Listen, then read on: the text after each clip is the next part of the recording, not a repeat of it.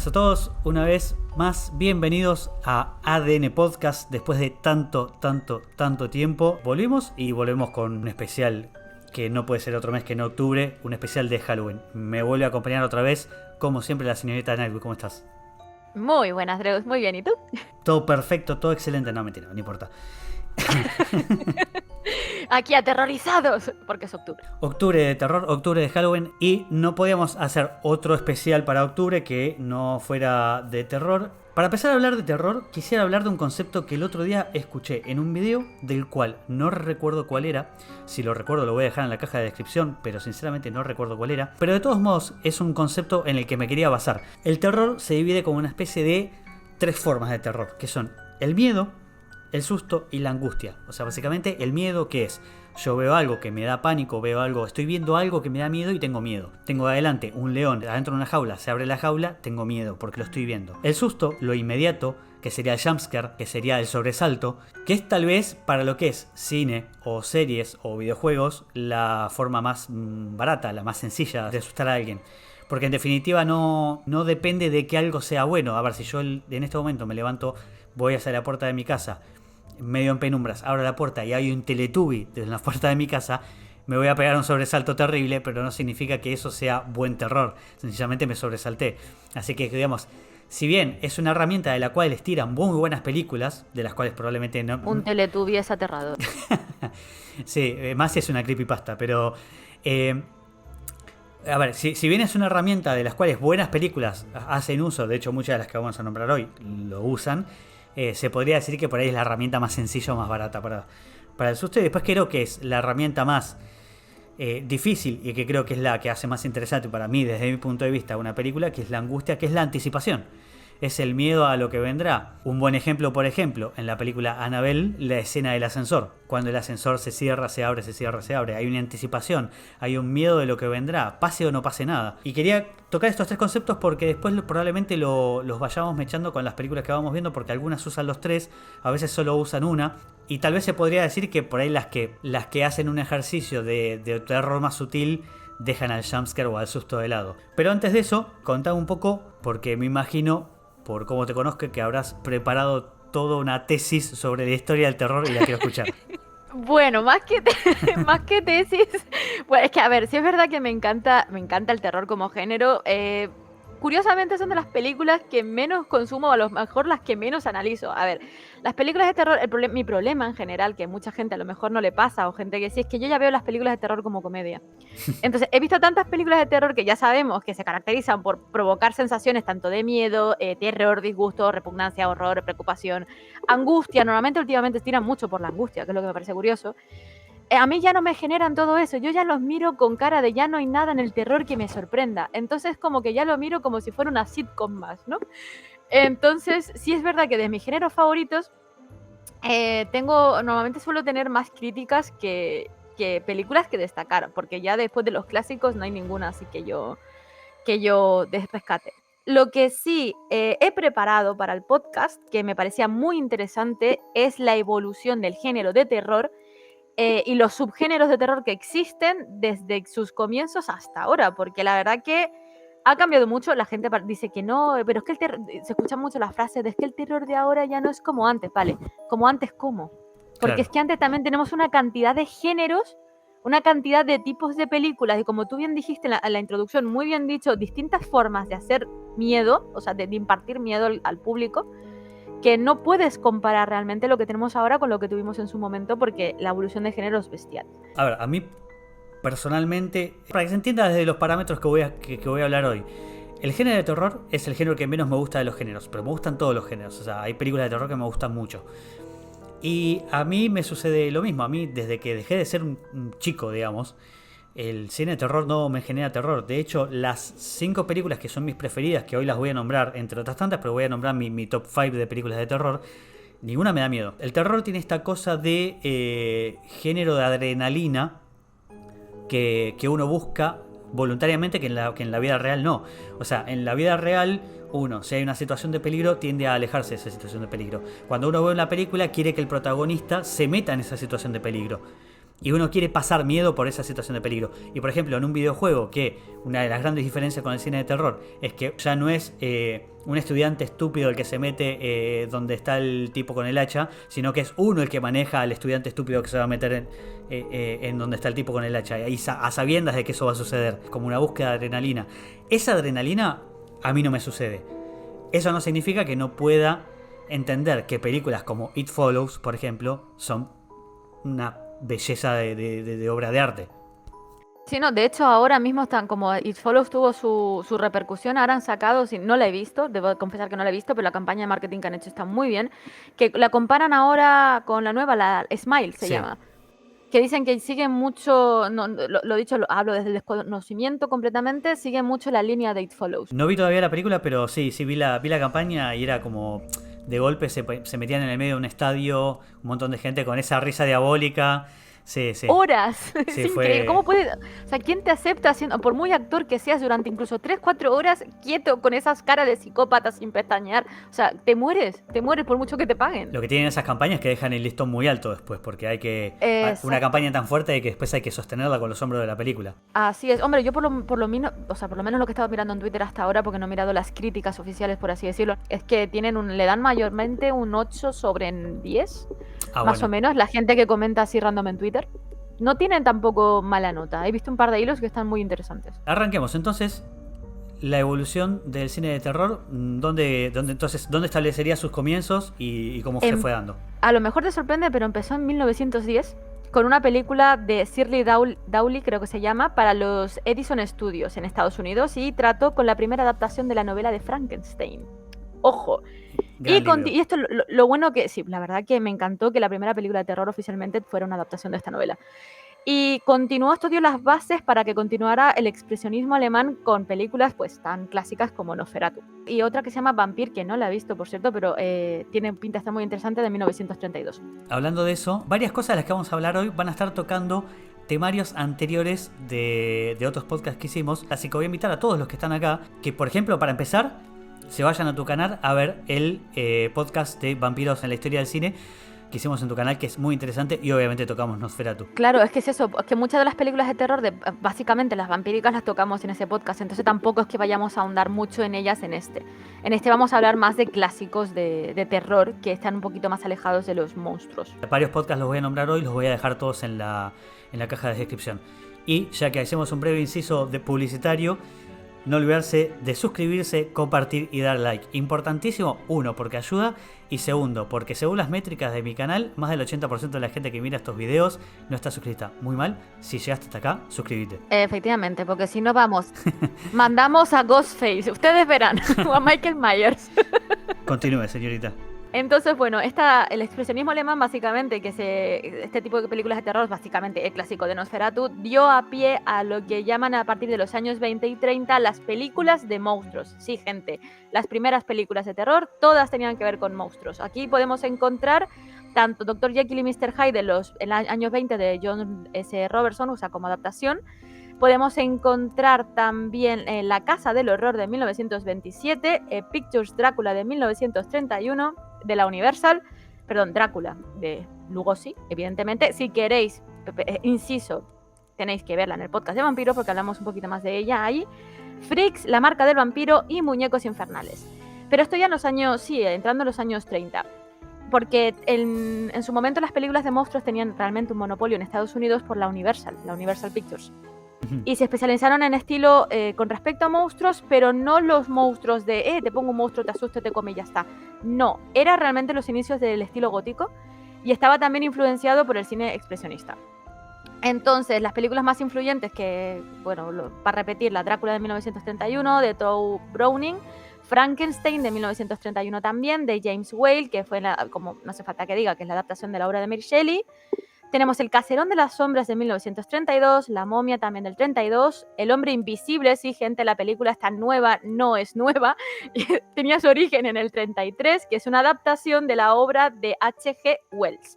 Tenemos Satanás de 1934, de Edgar Ulmer, que también es una adaptación de Edgar Allan Poe, del Gato Negro, La Novia de Frankenstein y, El Cuervo, El Lobo Humano, El Fantasma de la Ópera, o sea, todo, incluso cuando empezó a decaer en los años 40, el cine de terror de monstruos pues se decantó por parodias de los propios cines de terror con Abbott y Costello. Las aventuras de Abbott y Costello eran realmente parodias de las películas que ya conocíamos, porque empezó a aflojar, ya la gente no quería ver monstruos en pantalla. Entonces empezaron a decantarse más por cambiar el género a terror basado en ciencia ficción y cosas más apocalípticas. Digamos, hilando un poco fino, pero cuando un género se está muriendo, se podría decir que se empieza a transformar en una parodia de sí misma, con lo cual esto me hace acordar un poco a cierta persona verde que vimos últimamente en una serie bastante mediocre y que se está, que está parodiando un género que está en decadencia. Mirá vos, qué interesante. Sí, es que es bastante curioso, ¿no? Como cuando un género ya no tiene más que dar, porque la gente realmente, entre comillas, lo ha visto todo,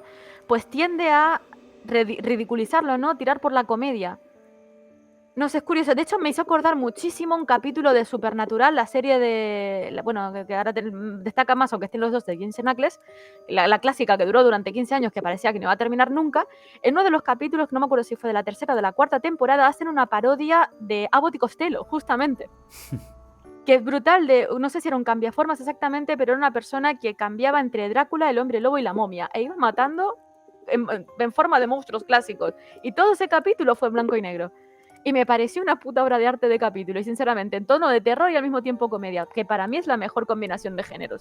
Perdón, sí, mira, te iba a decir, el terror comedia, bueno, si querés, partimos un poco ese melón, así vamos ya gastando ciertos géneros. El terror comedia, porque el terror comedia es bastante, no sé si bastardeado, pero no sé si tomado del todo en cuenta. En realidad el género comedia en sí es un género que está siempre tomado como, no sé, como menor, como un género menor. Y cuando es comedia de acción o comedia de terror, probablemente sería como lo peor del terror o lo peor de la acción. Y en realidad, tanto justo los dos ejemplos que di, tanto las comedias de acción como el terror de acción, como el terror comedia, tiene exponentes muy buenos. Terror comedia, de hecho, para mí uno de los mejores ejemplos y una gran película es Shaun of the Dead. Shaun of the Dead es increíble, es un peliculón y me parece que una sátira de zombies preciosa, que en realidad es de la trilogía Cornetto. ¿Es trilogía o tetralogía? Trilogía, ¿no? Sí, es de la trilogía Cornetto, que son Shaun of the Dead, Hot Fuzz, que es la de la policial, y después Una noche en el fin del mundo. Shaun of the Dead tiene, de hecho, para mí tiene una de las escenas más sublimes. Es cuando ellos descubren que están siendo invadidos por zombies, porque además hay una especie de gran, no es un plano de secuencia, pero gran escena inicial cuando ellos están teniendo su día normal como si nada pasara, y uno ve a los zombies alrededor. El tipo entra, va al almacén, compra, paga, vuelve a la casa, nunca se da cuenta que está rodeado de zombies. Se le meten los zombies en la casa y cuando descubren que hay zombies les empiezan a tirar cosas porque tienen que comprar tiempo, se quieren escapar. Y llega una de las mejores escenas, que en un momento le van a tirar unos discos y uno de ellos le dice al otro, no, dice, no le tires ese disco que es muy bueno. Y empiezan a seleccionar, o sea, los zombies se mueven extremadamente lento hacia ellos, y ellos empiezan a elegir entre qué discos tenían y decidían si tirar o no, según si el disco era bueno o malo. Hombre, claro, es que por mucho que estés en un apocalipsis zombie y estés al borde de la muerte, tú tienes que conservar tus objetos preciados. Es un humor muy sutil, bastante tonto si se quiere, pero al mismo tiempo inteligente, porque en definitiva también hay una crítica musical, si vamos al caso, dentro mismo de un chiste de una película cómica de terror con zombies que caminan muy lento. Otra película que para mí es increíble y que tuvo 2, y espero que sea 2 de 3, que es Happy Death Day y Happy Death Day to You. A mí me parecen una película increíble. A ver, yo me acuerdo cuando vi el tráiler de la primera, que básicamente dije, bueno, esto es el Día de la Marmota, pero del subdesarrollo, de AliExpress. Claro, me acerqué a la película con mucha, con las defensas bastante altas, como diciendo, bueno, está bien, van a arrepentir la fórmula del Día de la Marmota, gran película de por cierto. Y la historia de esta chica que repite su día una y otra vez cada vez que la mata a un tipo. O sea, en definitiva es un slasher, comedia, con cierto condimento esotérico. Varios años después surge la segunda y el tráiler ya era bastante prometedor. Y algo que me encanta de Happy Death Day to You, que es la segunda, es que sube la apuesta constantemente. O sea, ya tenías un slasher con condimentos esotéricos, con condimentos de humor, y a lo que además le meten ciencia ficción, acción, o sea, es una especie de gran popurrí de cosas. Dentro de ese terror comedia, la película me parece sublime. No, y bueno, realmente si te pones a pensar en el elemento de que el día se repita una y otra vez y que al final acabe en muerte, tiene lo comes la chispita esta de angustia que requiere realmente una película para ser considerada parte de este género. Totalmente. Y la tercera, que es paródica, pero no sé si considerarla comedia. Tiene algún gag, tiene algún que otro diálogo chascarrillo, pero no sé si considerarla comedia, pero es Cabin in the Woods. Cabin in the Woods es una gran película. Sí, es humor negro, pero total. Y hablando de subir apuestas, es una película que no para de subir la apuesta constantemente. A ver, en argentino diría Canta vale 4, porque tiene que ver con el truco, que es lo que jugamos con las cartas acá en Argentina. Pero básicamente es una película que cada vez que parece que llegó al tope y decís no pueden hacerla más ridícula o más exagerada, se va al demonio. O sea, de hecho, su plano final es una subida de apuesta. Cuando la película está terminando... Es que el final no lo ves venir, pero ni de coña. No, o sea... no, es epiquísimo, es epiquísimo. Buah, yo me encantaría aprovechar que estamos hablando terror, comedia, destacar una de las recomendaciones. Si no la habéis visto, gente, por favor, después de terminar el podcast o no queréis terminarlo, genial, pues ir a verlo ya.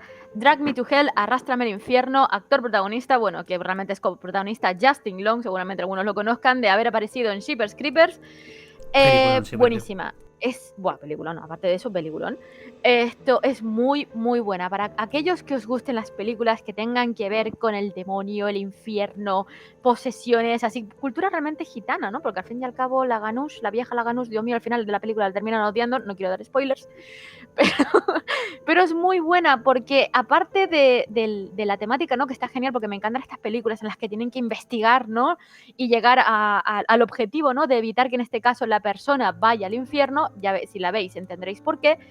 Es brutal la forma que tienen del uso de humor en esta película, porque es humor negro totalmente. Y me encanta porque es que tienes la angustia clásica de una película de terror.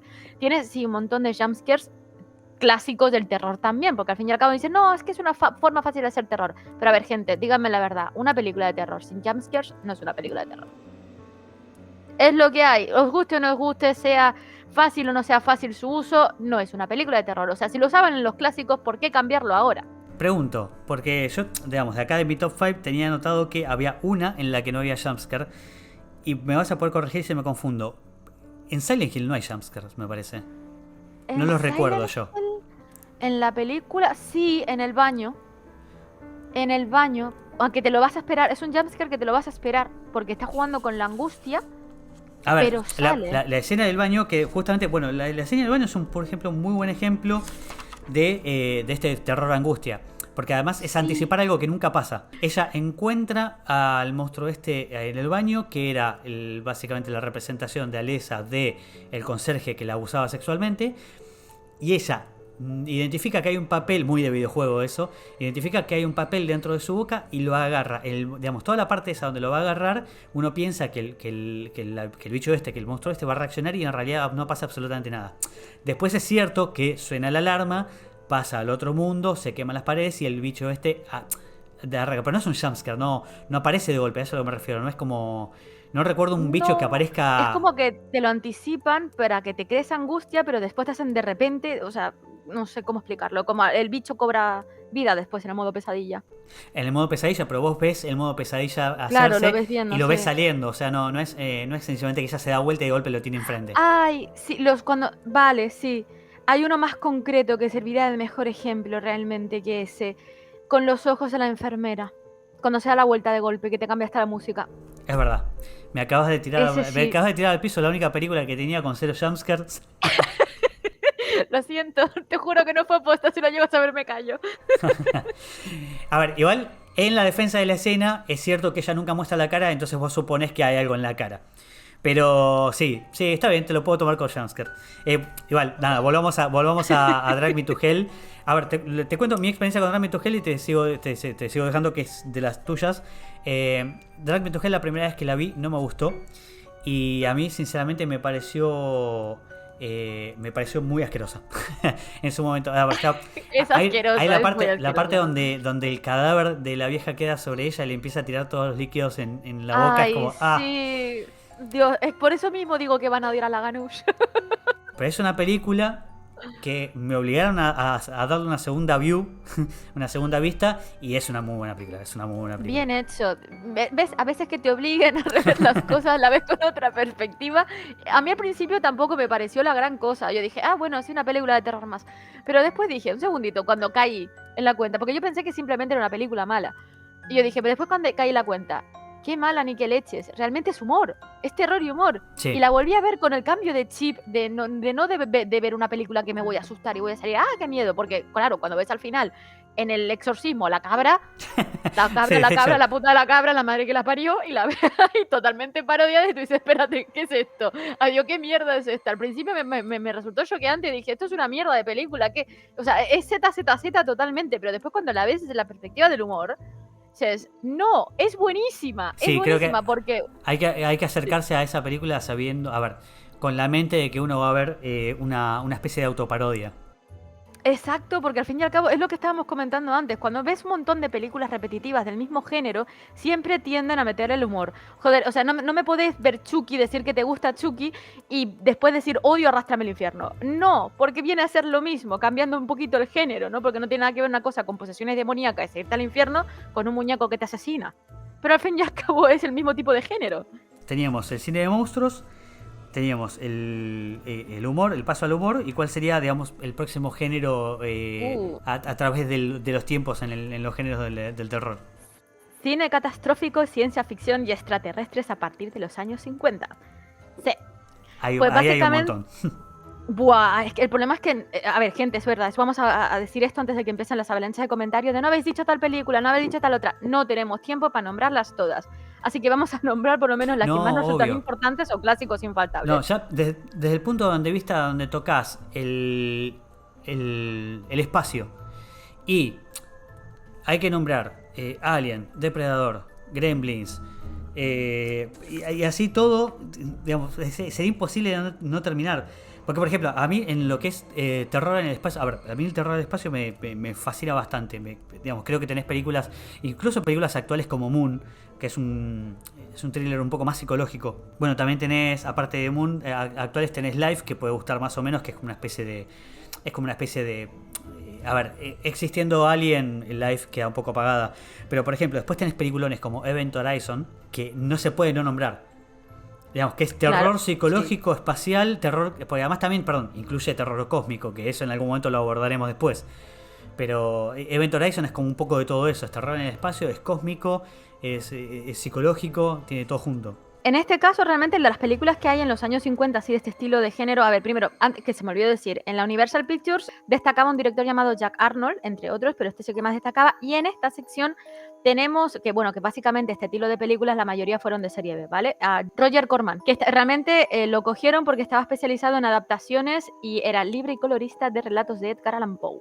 Ojo al plot. Sacaron películas tipo Usher en los 60, Pete and the Pendulum en el 61, La Obsesión en el 62, Tale of Terrors del 62 también, El Cuervo en el 63, La Tumba de Ligeia en el 64, que una adaptación también de un cuento de Lovecraft, y El Palacio de los Espíritus, y a ver, It Conquered the World, Emisario de Otro Mundo, Attack of the Crabs, sí, gente, habían cangrejos, monstruos. La Mujer Avispa, sí, gente, tampoco The Wasps es nada nuevo para que después lo retomaran en los cómics. Todos los cómics están basados en clásicos, ojo. El Monstruo del Mar Encantado, El Hombre con Rayos X y La Mosca en el 86, porque se retomaron películas después de los 50 de este género. Y lo bueno de esto es que dio cabida un género que a lo mejor no es tan conocido porque no fue estadounidense, sino que fue en Japón, es el Kaiju. O Kaiju. El Kaiju, no sé, sí. El Kaiju. Es que si lo estoy pronunciando mal, de verdad podéis lincharme tranquilamente porque yo me lincharía. Pues, para lo que no sabéis, son pues películas de rollo catástrofe y apocalipsis que surgió entre los años 50, pero se extendió en los 60 y los 70. Sobre todo con películas tipo Godzilla o Mothra en el 61, 54 y 61 respectivamente, con directores como Ishiro Honda y después Gamera en el 65 con Noriaki Yuasa. Y lo que más me gusta de todo esto, que es un director que me gustaría nombrar más adelante, si Dreus me deja cuando haga otra recomendación de una película que tenéis que ver sí o sí, es Guillermo del Toro. Es bastante fan de este género y por eso cuando rodó Pacific Rim del 2013 hizo pequeños homenajes al subgénero de Kaiju. Lo que sí quiero retroceder a algo que nombraste muy por arriba, pero creo que vale la pena por si alguien no la vio. La película La Mosca del 86 con Jeff Goldblum como protagonista es impresionante. Casi todos deben conocer sí o sí la parodia que hicieron los Simpsons, que básicamente Bart se mete en una máquina con una mosca y sale mitad y mitad. En la película básicamente es un hombre que por un accidente empieza a mutar a hombre mosca y todo lo que pasa a partir de ahí, que en realidad primero desarrolla ciertas cosas casi como se podría decir como habilidades superpoderosas, pero después la mutación empieza a ser mucho más agresiva y se empieza a poner claramente como una película de terror. Véanla, es un peliculón. Sin duda, aunque os molesten los clásicos, de verdad que hay cosas que valen la pena. A mí, por ejemplo, yo era antes muy reacia de ver películas clásicas de blanco y negro, porque ya simplemente el hecho de que estuvieran de blanco y negro, porque a mí la fotografía es algo que valoro muchísimo en una película, de verdad que vale la pena, porque los remakes que están haciendo ahora son una puta basofia comparado con las originales.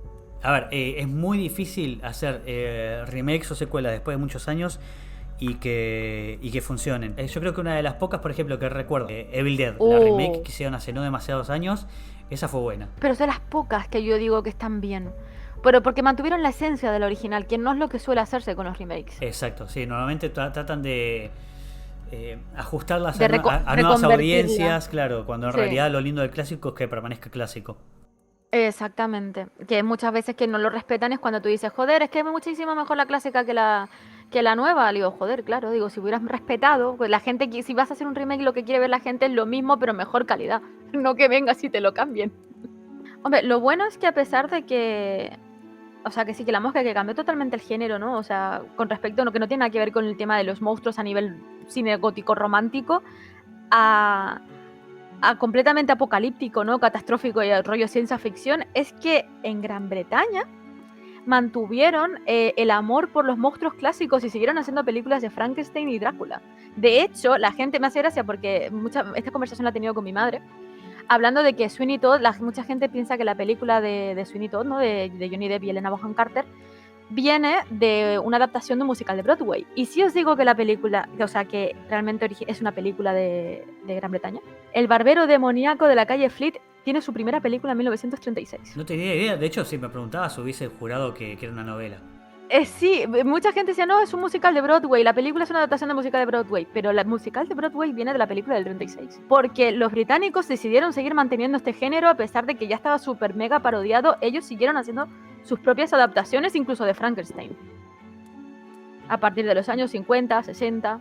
Mientras en Estados Unidos se enfocaban en los bichos raros mutantes y los zombies, en Gran Bretaña seguían con el género terror romántico. Y ahora que ya lo nombraste, porque teníamos que entrar en algún momento y se tenía que abrir el melón, cine de zombies. Hasta ahora lo único que nombramos de cine de zombies fue Shaun of the Dead. A eso iba, ahora viene el cine gore, la evolución. No se puede hablar de ciencia ficción sin hablar de zombies. No, porque es que de hecho el cine de ciencia ficción y todo este género, ¿no? Después de que se hizo tan popular realmente, porque fue el que más gustó después de los monstruos, dio la abertura, ¿no? Por así decirlo, a la aparición del gore. O sea, empezaron a investigar de que no solamente de angustia y de jumpscares y de este tipo de terror funcionaba, sino que quisieron optar por lo que ellos llamaban más comercial. Curiosamente, la mutilación realista del cuerpo humano para ellos era comercial. Sí. De hecho, creo que la primera película considerada gore, que gracias al gore empezó a surgir el género de zombies, ¿no? Mezclando ciencia ficción y gore, fue en 1916. Por un tal Griffith, que incluía dos decapitaciones y una escena donde se muestra como una lanza, creo que atravesaba el abdomen de un soldado. La película, ¿cómo se llamaba? Intolerancia. Y de hecho fue la primera película gore. Y esto mezclado con la ciencia ficción, o sea, con el auge de la ciencia ficción, ¿no? Después de los años 50, pues dio lugar a las primeras películas de zombie. De hecho, también se incluye Psicosis de Alfred Hitchcock, que no sé por qué. Pero sí. ¿Psicosis como gore? Ahí, sí, consideran a Psicosis como gore. No lo entiendo, pero lo consideran como gore. Supongo, a ver, sí. Teniendo en cuenta la escena de la sangre y la escena de donde tal vez por el hecho de ver a la madre muerta, momificada, no sé si me parece un poco exagerado decirle gore, pero bueno. Yo, por ejemplo, sí, tengo bastantes problemas con el gore. A mí no me gusta lo que es asqueroso, por ejemplo. Claro, lo que pasa es que el gore antes no era el gore de ahora. De hecho, claro, el gore de ahora, que lo llamamos colocamente gore, se llama torture porn. Claro. Porno, tortura. No significa que ciertas películas gore no me gusten. De hecho, probablemente una de las que no me lo voy a nombrar ahora tal vez pueda ser considerada gore. Pero, por ejemplo, a ver, yo veo Destino Final y me gusta. Saw, la primera, me gustan. Pero, por ejemplo, en Saw creo que es la 3, que en un momento a una de las personas que matan, las matan tirándole una especie de plancha de acero con un montón de agujas con ácido. Y esas agujas le empiezan a tirar el ácido y la persona se empieza a desarmar. Eso ya me molesta bastante. Pero, por ejemplo, rebobinando de vuelta, porque no me quiero ir de los zombies. Yendo a los zombies. No, ahora los zombies, sí. Película de zombies, por ejemplo, dije, ya me gustaba Shaun of the Dead. Una película que me gusta muchísimo es del señor Zack Snyder, El atardecer de los muertos. Que es en realidad una remake. Ahí tenemos otro caso de remake bien hecha.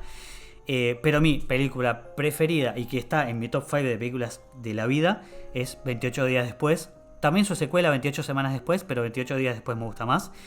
Buah, película. A ver, que para empezar no es la clásica película con los zombies de Romero que son lentos, que buscan comer... Bueno, no está esta cosa de comer cerebros y demás, sino que es una cuestión viral y algo que tiene para mí, por ejemplo, diferencia con otras películas del género, es, para empezar, la volatilidad del contagio, que es una sola gota de sangre que de hecho le da pie a la mejor escena de la película, que es cuando el padre de la nena está enojado, golpeando todo, y una gota de sangre toca su ojo y él tiene solamente 20 segundos para que le den una muerte piadosa, porque si no se va a transformar. La volatilidad del contagio. Después, la velocidad de los zombies. Son zombies rápidos, no son zombies lentos. No son zombies. Tampoco son zombies ni inteligentes ni estúpidos. Son personas coléricas. Con lo cual en realidad, no son más rápidos que un humano, no son más fuertes que un humano, pero sí van a usar toda su velocidad y toda su fuerza. A diferencia del humano que se puede llegar a cansar. Así que la volatilidad del contagio y la velocidad y fuerza de los zombies hace que sea muy peculiar el escenario de cara a cómo enfrentarlos. Y de vuelta, creo que tiene un tratamiento humano de la película, con los conflictos que se presentan. Tiene ciertos tropos y ciertos clichés, como lo de los militares que se vuelven locos, en una especie de autocracia en donde lo que quieren hacer es repoblar la tierra, pese a que en realidad ya hay indicios de que hay otros humanos vivos porque se veían las estelas de los aviones pasar. El tema de la fragilidad de la nena que hay que cuidar, o sea, te tira de varios tropos muy conocidos, pero así todo, creo que todo lo que es el factor humano está muy bien tratado.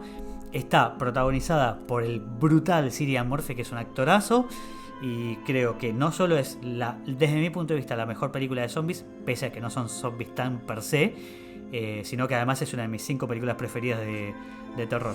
Hombre, es que realmente si te pones a pensar, es muchísimo más realista que los zombies, ¿no? Realmente es igual en las capacidades humanas y encima con el factor de que no se cansen.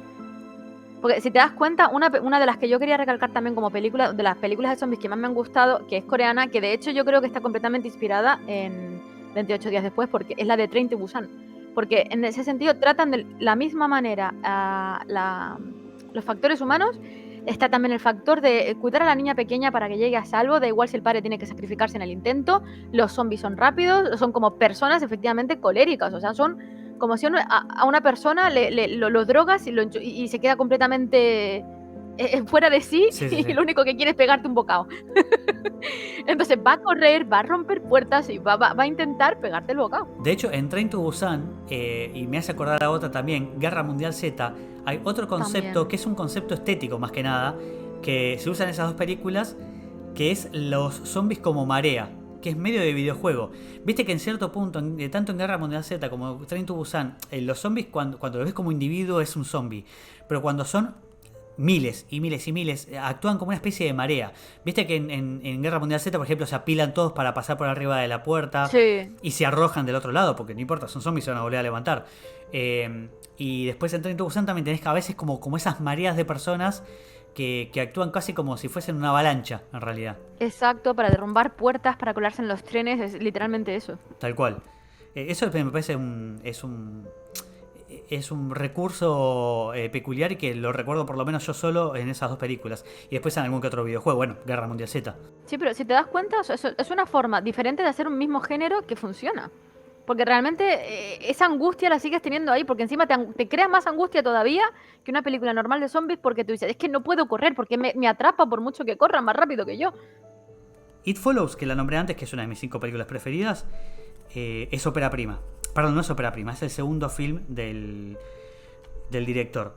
Y después, la que voy a nombrar al final, no la voy a decir todavía, es tercer película del director. Y otra de mis películas preferidas, A Quiet Place, que es ópera prima de John Krasinski. Me parece que tengo claramente algo con la fase experimental de los directores. Hombre, date cuenta que si te pones a pensar son cuando todavía no les ha tocado, ¿no? Hollywood, las garras de Hollywood encima. Por lo menos no a nivel dirección. Bueno, ya que nombramos a Quiet Place, le hago una. Si bien es una de mis películas preferidas, le hago una visión por arriba más que nada, porque además tenemos mucho material todavía del que hablar. Ópera prima de John Krasinski, que también la puedo involucrar, si bien no es película de zombies, sí en película de monstruos. En definitiva, estos Sí. monstruos que lo obligan, lo obligan a esta mecánica casi de videojuego de tener que manejarse en silencio. Me parece una obra maravillosa de Krasinski como director. A Quiet Place tiene una característica que es algo que me pasó una vez en el cine. Hay algo que yo detesto del cine, que es la gente que hace ruido. Detesto que coman pochoclo al lado mío, detesto que se comenten la película, detesto que suene un celular o que se ilumine algo. Me molesta mucho el sonido. A mí me gusta ver la película absolutamente concentrado. Y A Quiet Place es una película que por razones obvias está mucho tiempo en silencio. Y no hablo de en silencio con música o en silencio... No. Es silencio absoluto o silencio absoluto con algún mínimo de atmósfera como el viento, por ejemplo. Pero hay muchos momentos que son de silencio absoluto. Con lo cual, verla en un cine era bastante arriesgado. Y si hay algo que me pasó que me dejó maravillado es que la sala por completo, desde que empieza la película hasta que termina, estuvo en absoluto silencio. Eso obviamente es promocionado por la película. La película te lleva a estar en absoluto silencio porque la idea es uno estar atento al mínimo detalle o al mínimo ruido. Pero es muy raro que toda una sala de cine esté lleno de gente competente que lo haga. Sí, eso de hecho me parece muy curioso. Yo por suerte no la fui a ver al cine porque seguramente hubiera terminado cogiendo de las orejas a un par de niños, porque sí, dejan entrar niños, y sacándolos a patadas. Porque es imposible que se queden callados. Y lo peor de todo, no solamente los niños, la gente adulta que trae a los niños a ver este tipo de películas, sino la gente adulta que se comporta como niños. A mí me llegó a pasar una vez estar en la sala de cine a punto de ver La Masacre de Texas y escuchar a un niño. No me lo puedo. Es que, bueno, sí, me lo puedo creer. O sea, es que O sea, no sé, a ver, es absurdo. desconozco si después sinceramente durante la película no lo escuché, así que supongo que o se levantó y se fue, o el trauma que le generó al pobre niño lo convenció de quedarse callado o sea, La Masacre de ¿O no? Texas. Bueno, yo de chiquitita me colé en casa de mi padre, tenía películas de terror y me puse Wishmaster. Es bastante sangrienta las 4 películas de Sí. Wishmaster, ahora que lo pienso. Perdón, Wishmaster no estaría incluido también un poco en parodia. Sí, yo creo, sí, porque lo peor de todo es que no se intentó crear como parodia, pero sí ha envejecido muy mal. Humor involuntario. Sí, es como que no fue creada para que generara humor, pero terminó siendo como una especie de humor negro al fin y al cabo. Sobre todo la 4. La 4 es la más nueva y yo creo que sí fue hecha parodia posta. Lo que tiene el cine de monstruos es que depende mucho de si el monstruo gusta o no, si me lo creo o no, si me lo mostrás demasiado o no. A veces ni siquiera tiene que ver con que sea barata, porque una película que no debe ser de mucho presupuesto, súper de culto, y que tiene solo 2 buenas entregas y el resto son una cagada. Jeepers Creepers. Jeepers Creepers, la 1 me fascina, me encanta. Y la 2 Es es muy muy buena. divertida. Y la 2 es más, hasta tiene un poquito de tono cómico, porque están los adolescentes, después o sea, el monstruo de Jeepers Pero es que Creepers... hasta el monstruo se ríe de ellos. Sí, O sea, es que es brutal. se ríe de sí mismo. O sea, usa un shuriken en donde está el ombligo de la chica de la primera. O sea, es buenísima la película. Y después, o sea, esa película que en realidad se volvió de culto, pero después la licencia no la pudieron repuntar. Jeepers Creepers 3 es malísima y hace poco Pues salió. vas a flipar con lo que se está filtrando de la 4. Es peor incluso Ya que la tercera. la vi, afortunadamente lo vi en Cuevana. No llegué, no llegué. No, duré 15, 20 minutos nada más. Es Madre mía. muy mala, pero es malísima. Es que cómo arruinar una franquicia que empezó siendo brillante. O sea, hace que la 3 sea buena, con eso te digo todo. Hostia puta. No, es una burrada. Por lo menos en la 3 me dan algo nuevo. Lo que me gustó de la 3 fue esta cosa de que ellos ya sabían que iba a volver. A ellos lo habían atrapado, creo, y lo tenían crucificado.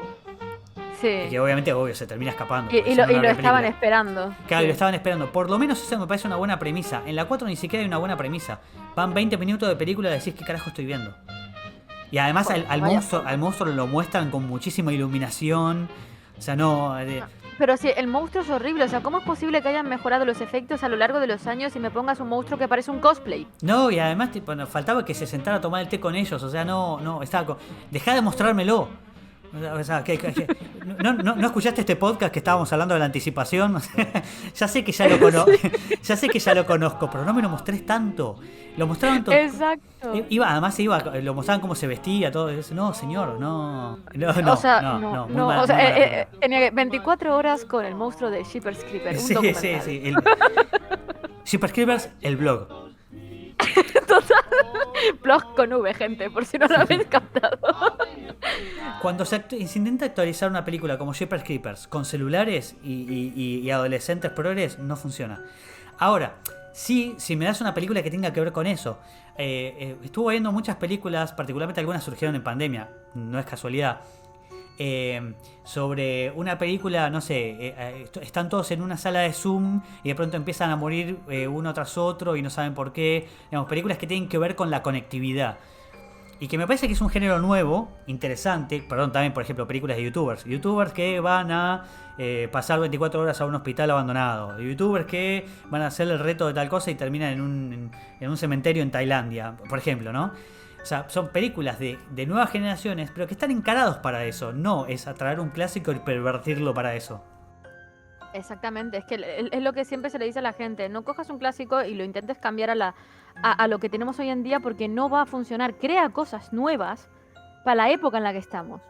Que no cuesta tanto, no cuesta tanto. Se sigue haciendo y siguen cometiendo la misma cagada y van a terminar arruinando las películas si siguen en ese plan. Y además justamente un género como el terror, en donde ni siquiera necesitas un buen guión. ¿A qué me refiero con un buen guión?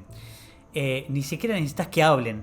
A ver, la ópera prima de Spielberg se llama The Duel, que es un camión siguiendo a un tipo. Es un tipo que creo que el único diálogo que recuerdo yo por lo menos es al principio, que él llama a la mujer diciéndole voy a llegar tarde, qué sé yo, porque estaba en ruta. Sale por la ruta con su coche y lo empieza a perseguir un camión. Un camión del cual no se ve ningún tipo de camionero y el camión lo empieza a intentar asesinar. No digo más, véanla si quieren. Es una película viejísima, la ópera prima de Spielberg, imagínense. Es más, voy a buscar. Como la ópera prima de Peter Jackson, la de Braindead del 92. Esa es que no la vi, ¿no? No tiene mucho más contenido que gore y humor. Fin. O sea, fin.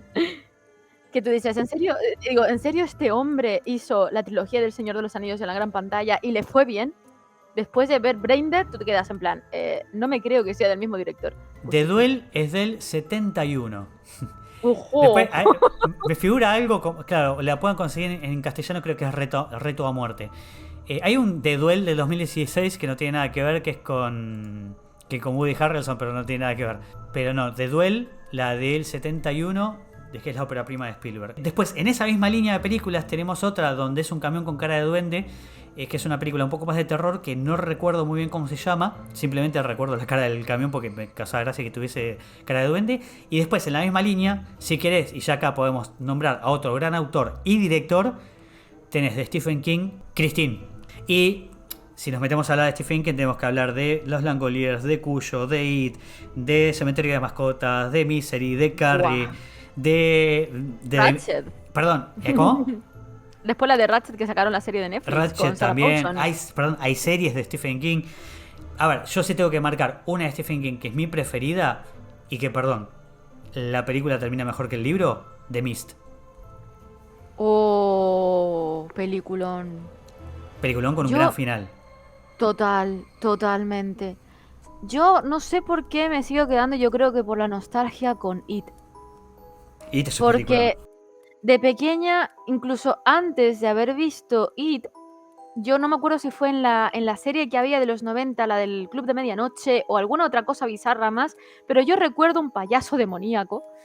Y no era It, era un payaso demoníaco, pero no era It. No sé si lo he dicho, si era un cuento del Club de Medianoche, o sea, de Midnight Club, antes de que hicieran la basofia de la serie que tiene Netflix. Lo siento, gente, es la única serie que no me gusta de este señor de Netflix. ¿Pero cuál es la que no te gusta de Underdome? No me gusta la de... No, de este señor, no, de... ¿Cómo se llama? Contra, el que hizo... El director que hizo la de... Inciso. La de Midnight Mass. Que también hizo la de The Haunting of Hill House. Sí, ya sé cuál. Sí, ya sé cuál decís. The Midnight Club se supone que es una... Exacto, The Midnight Club se supone que es una... no adaptación, o sea, que se han inspirado en la serie de los 90 para hacer esta serie. Porque solamente lo único que mantiene de la original es los chavales que se juntan a contar historias de terror a la medianoche. Ya está, porque las historias están bien, pero ni de coña llegan al mínimo de lo que tenían las historias originales. Y las historias de los personajes entre ellos está interesante hasta que al final la cagan. Pero bueno, típico. Y meten mucho progrerío, cosa que me llama la atención porque las otras 3 series que hizo este señor antes no había. Sí, a ver, en Midnight Mass hay un poquito, pero muy poquito, con el tema de nada, del musulmán. Pero, digamos, independientemente de eso. Se puede obviar. Sí, a ver, hay un poquito de lavada de cara del Islam y hay una fuerte... Una demonización del cristianismo. Sí, exactamente. Pero independientemente de eso, de todas las series que nombraste, es la única que vi y me pareció excelente. Es muy buena. Sinceramente me pareció excelente. The Hunting of Hill House también es muy buena y me encanta porque juega con la angustia y también meten un par de jumpscares, pero son muy buenos. O sea, están muy bien metidos. Midnight Mass me parece una excelente serie, me parece muy bien actuada. El actor que hace de cura me encanta, me fascina el tipo ese. Es buenísimo. La única crítica que le tengo es una pavada. Me molesta un montón que en ningún momento de la película nadie diga la palabra vampiro. Es verdad. Nadie vio una película, nadie leyó Drácula, nadie jugó el rol, nadie leyó un manual o sea, no conocen el concepto de vampiro en esa película. O sea, es como si surgiera de cero de repente. Claro, entiendo que en el universo de la serie no tiene que existir el concepto de vampiro, porque si no, inclusive a ellos les daría hasta herramientas para defenderse, porque cualquier persona que conozca un vampiro sabe que el sol lo afecta, por ejemplo. Pero es impresionante ver una serie que está ambientada un poco en la actualidad, si ves un poco el confín del mundo, está ambientada en una especie de actualidad y que nadie conozca el concepto de vampiro y nadie lo nombre. Pero no, independientemente de eso, que en realidad es una chorrada y que tiene que ver por ahí un poco con el universo presentado, pero la serie es muy buena. Te saca de la historia. ¿Cómo? Es una chorrada que te saca un poquito de la historia, que tú dices, esto no es creíble. Más allá de que los vampiros no existan. Pero... Sí, por lo menos que alguien lo hubiese dicho, funciona como... Bueno, no importa. Pero bueno, independientemente de eso, la serie es realmente buena. Sí, la verdad que sí. Pues eso, este tío realmente hace... Que no me acuerdo nunca el nombre, pobre hombre. Que encima lo retuiteó y me sigo leyendo y no me acuerdo. El tema es que la serie... Yo me acuerdo de eso, que hablando de que yo destaco IT precisamente porque a mí me dejó muy marcada en la serie original de Midnight Club... o no sé si realmente era esa serie o no, es que ni me acuerdo. Sé que había un puto payaso demoníaco que marcó mi infancia. Yo no podía ir al circo, ver un payaso y decir, me cago en tu puta madre, sin saber insultar todavía. O sea, y les tenía pánico. Mi madre tenía figuritas de porcelana que había heredado que tenía de mi abuela, de payasos, y yo las miraba, digo, mamá, se van a mover. Mamá, se van a mover y me van a comer. Mamá, quita eso, mamá, tírala. Yo estaba aterrorizada. Y me salen con IT. O sea, que yo tenía de chico a los pies de mi cama, no me preguntes por qué y no me preguntes por qué tardé tanto en sacarlo. Tenía a los pies de mi cama durante gran parte de mi infancia un cuadro con 3 payasos que eran muy diabólicos. Ay. Y no me preguntes por qué, pero los tuve durante bastantes años. Qué creepy, me encanta. Era horrendo, pero bueno, no importa.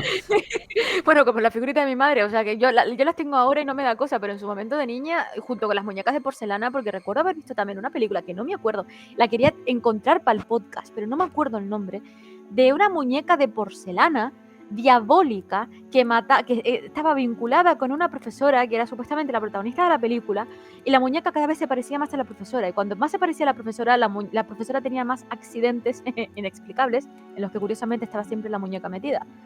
Y mi abuela paterna siempre me regalaba una puta muñeca de porcelana. Y yo tenía todo lleno de muñecas de porcelana y no podía dejar de evitar... O sea, ¿yo por qué me martirizaba de chica mirando películas de terror si después te veía payasos diabólicos y muñecas de porcelana diabólicas en cualquier esquina? Y encima me las regalaban. Y eran como, ¿tú qué quieres? ¿Que no duerma por las noches?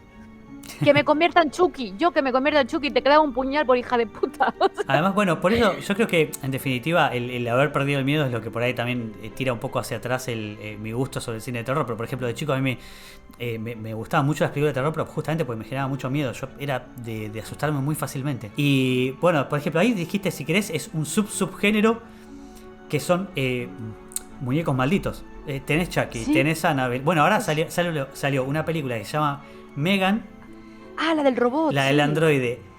Que vi el tráiler, ahora no es muy prometedora. Porque de hecho, además, el androide no parece muy aterradora. como que intentan hacerla a veces caminar medio aterradora, o también a veces, yo creo que también intentaron con la cara meterte en el Uncanny Valley, el valle incómodo que se le dice, que es cuando algo parece Sí. humano pero en definitiva no lo es. Pero no lo logra del todo, y la película no parece, o sea, de hecho en un momento la tiene la robot bailando y después hace cosas tipo como de artes marciales, no sé, me parece un poco bizarra, no le veo futuro a esa película. No sé, yo creo que esa película se la acaban de sacar de la manga, estilo, vamos a hacer una película inspirada en Black Mirror sin que parezca que esté inspirada en Black Mirror. Black Mirror, qué Literal. buena serie. Buenísima, o sea, es que buenísima, pero claro, yo creo que se inspiraron en un capítulo, no me acuerdo de qué temporada, en la que una persona perdió a su pareja y fue a mandar a pedir un muñeco, un robot, un droide, que escogía el aspecto de su pareja y según la información que tenían de ese hombre en las nubes, perdón, está en las nubes, en la nube, como que era camaleónico, ¿no? Copiaba literalmente la personalidad de esta difunta persona, ¿no? Como para cubrir su ausencia. Entonces yo creo que cogieron este capítulo, digo, vamos a inventarla una muñeca de cero, vamos a hacer que la niña tenga un amiguito y, Sí, y- sí. y- y se la pase teta porque no pasa nada porque es un robotcito y el robotcito va a ser... no existe la inteligencia artificial, no hemos visto películas tipo Terminator en la que Skynet se lo carga Sí, todo, sí. no pasa nada, el muñequito va a ser Sí, inofensivo. inteligencia artificial. Después también está la de Robbie Williams, que él también es un androide, no me acuerdo. ¿El hombre bicentenario? El hombre bicentenario. O sea, hay muchas películas que toman esta idea de reemplazar humanos con androides. Perdón, Detroit Become Human. Que también el padre, el que agarra a la robot chica, la agarra para asistir a su hija. Digamos, toda esta humanización de los androides se vio muchísimas veces. Y esto de reemplazo, Wow. como decís vos, En Yo directamente, Robot, directamente la copia del capítulo de reemplazar a tu hijo por un androide o reemplazar a tu hijo por otro, es algo que se viene sí. habiendo. O sea, salvo que la película sea muy buena, es algo trillado. Hombre, sí, pero realmente el que creo que sentó las bases, bueno, a nivel cinematográfico yo creo que fue Yo Robot, pero está inspirada en la obra de Isaac Asimov. Sí, sí, sí, sí, sí. Qué gran Mm, libro. ¿Verdad? Brutal. Tenemos que hacer alguna vez algún podcast sobre Oh, sci-fi. sí, me encantaría. Me encantaría. Aparte me traigo de invitada a mi madre, que en su momento fue gran fan de todo el tema de sci-fi y ufología. Obvio, bueno, entonces supongo que le debe gustar. A mí de Asimov lo que más me gusta es la trilogía de Fundación. Me encanta. Bueno, volviendo ahora al terror, porque si no nos vamos a desvariar. Yo ya te hice desvariar bastante y te alejé bastante del camino que venías trayendo, el camino organizado que venías trayendo a través de la historia. No pasa nada, me encanta porque hemos hecho un montón de cosas y que fuera de la lista que están brutales y que están mejor incluso que lo que tenía escrito. Así que esto Pasemos es lo que me entonces. gusta de los podcasts, que da igual lo que tenga organizado, sale mejor. Siempre termina haciendo cualquier otra cosa. Pero sale Eh, mejor. el podcast de. Sí, sí, el podcast de Halloween que terminamos hablando de Mi Pequeño Pony. Oye, sería increíble. Oye, pues seguro que hay alguna versión de Mi Pequeño Pony, versión Sí, terror, ¿eh? seguro, seguro. Bueno, hay un estilo de terror que yo lo descubrí hace poco. Que es el terror. Terror analógico se llama, ¿no? Si te digo, te miento. Es algo ¿terror es algo que analógico? yo desconozco, lo descubrí hace poco y creo que el que habla, Analógico, creo a que ver. el que habla sobre eso es Edgar. Comúnmente por gráficos de baja fidelidad, mensajes críticos y estilo visuales que recuerdan a la televisión a finales del siglo XX. Esto se hace porque coincide con el entorno, ya que las obras de terror analógico suelen estar ambientadas entre la década de los 60 y los 90. Ah, Sí, de hecho, bueno, sí. Hergad tiene hizo él un video de 10 minutos, después por ahí lo dejo en la descripción. Además de paso, para que vayan al canal de Hergad, que es muy bueno. Hizo él mi historia de terror analógico, así que hizo una él. Y después creo que tenía otro Oh, hablando del terror analógico. Pero sí, eso es algo que descubrí hace poco, eso es totalmente está nuevo para genial mí. porque yo no lo conocía. A ver, sinceramente no es algo que me llama la atención, no voy a ser hipócrita, no es algo que me fascine demasiado, no es algo que me haya vuelto loco y dije, lo voy a investigar, pero lo descubrí hace poco y fue, mirá vos. Joder, pues mira, todos los días aprendo algo nuevo, porque yo no tenía ni idea que existía algo llamado terror analógico y mucho menos a qué se refería. Qué guapo.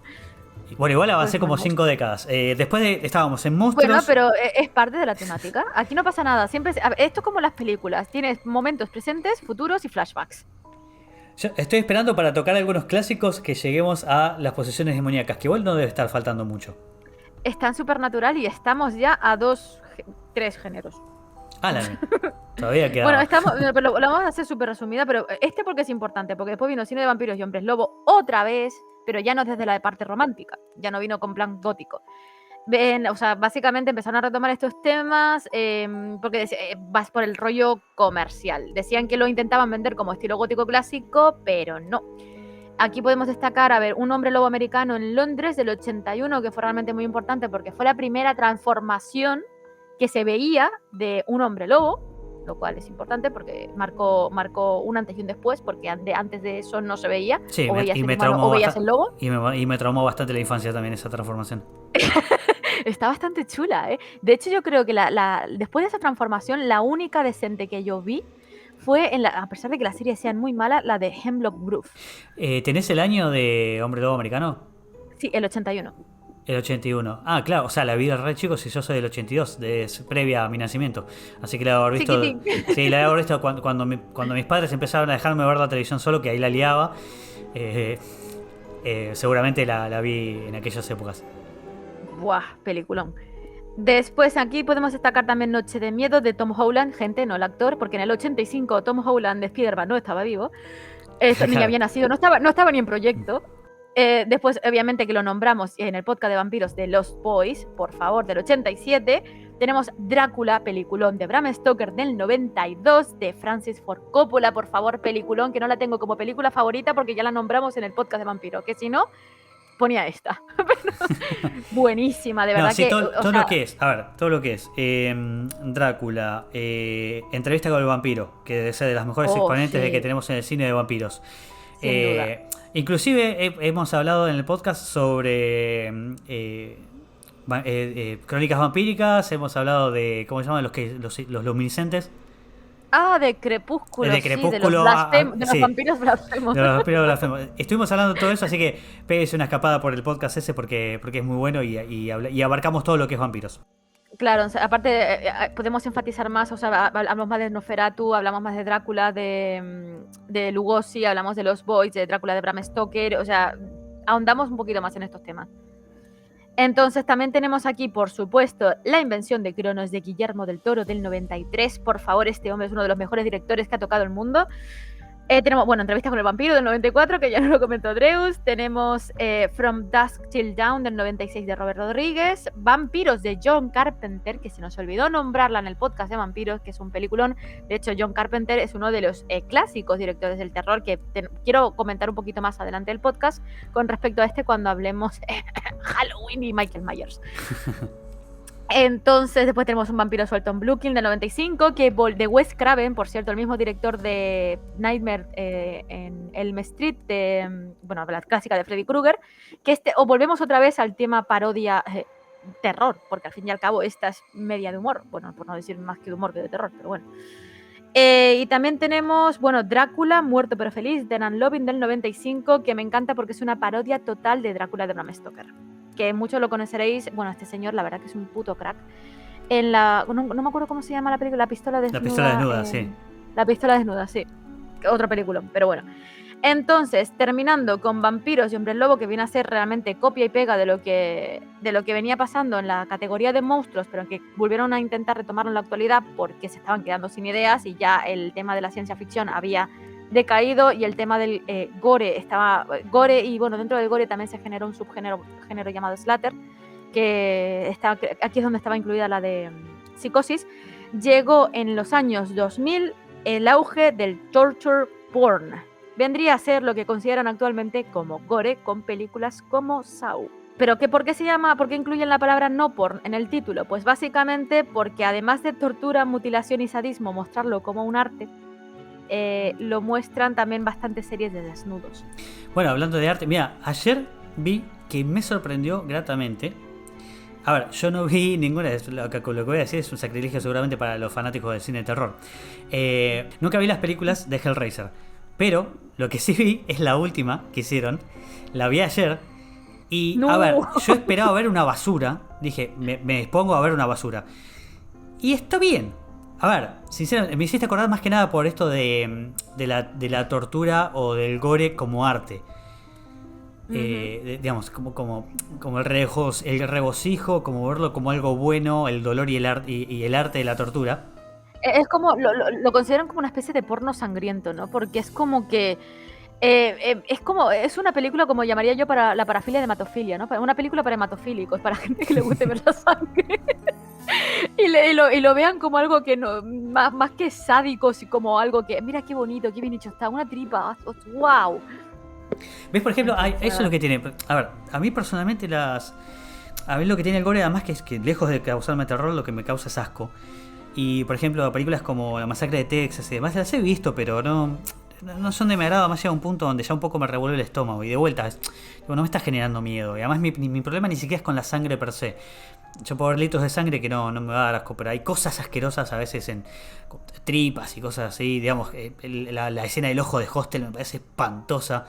Eh, yo tengo un problema con los ojos y los dientes en las sí, no. películas también. Mm. Y, y sin embargo, pero por ejemplo, lo que sí puedo sentir es angustia, pero no angustia de algo que, digamos, no la angustia a No. un monstruo. Por ejemplo, una película que me generó mucha angustia y a mí ese tipo de películas un poco me jode verlas es Las colinas tienen ojos. Oh, pero es Eh, otro tipo, es diferente. sí, sí, es diferente, es diferente. Cuando hay una potencialidad de violaciones, ese tipo de cosas, ya a mí me pone muy mal y ese tipo de cosas, pero de vuelta, no es terror. No paso Claro, pero miedo. Me angustia de otra manera. Es como, no sé, ver irreversible. No, gracias, paso. no, sí, es que eso es lo bueno, ¿no? Que dentro del terror tienes un montón de formas de provocar angustia en el espectador. O sea, en el caso aquí de lo que, es que no sé, gorno podemos llamarle, del gorno, porque es no por Igore, al fin y al cabo, donde está, lo dicho, está Hostel, está Saw, está Wolf Creep, está Kuroshilla, uno de 2001, entonces tenemos también Los Renegados del Diablo, Vice Moy, o sea, hay un montón de películas de este género que la mayoría ni conoce. Eso es lo que crean, ¿no? Que al fin y al cabo tú lo veas y te duela al verlo. Es como. Es la angustia de. Ay, de generar más bien asquito y repulsión, no grima sería la palabra, que de por sí miedo. Porque realmente tú ves a una persona descuartizada y no te provoca miedo. Tú dices, Sí, tripas. total. O un ojo. Uy, un diente. ¡Ouch! Ya está, es lo único que te genera. Pero al fin y al cabo, es que no sé cómo explicarlo, porque soy lamentable explicándolo. Pero. Pero realmente dentro del terror es curioso que lo consideren el género más comercial, ¿no? Será porque tiene menos contenido que aparte de mira tripitas.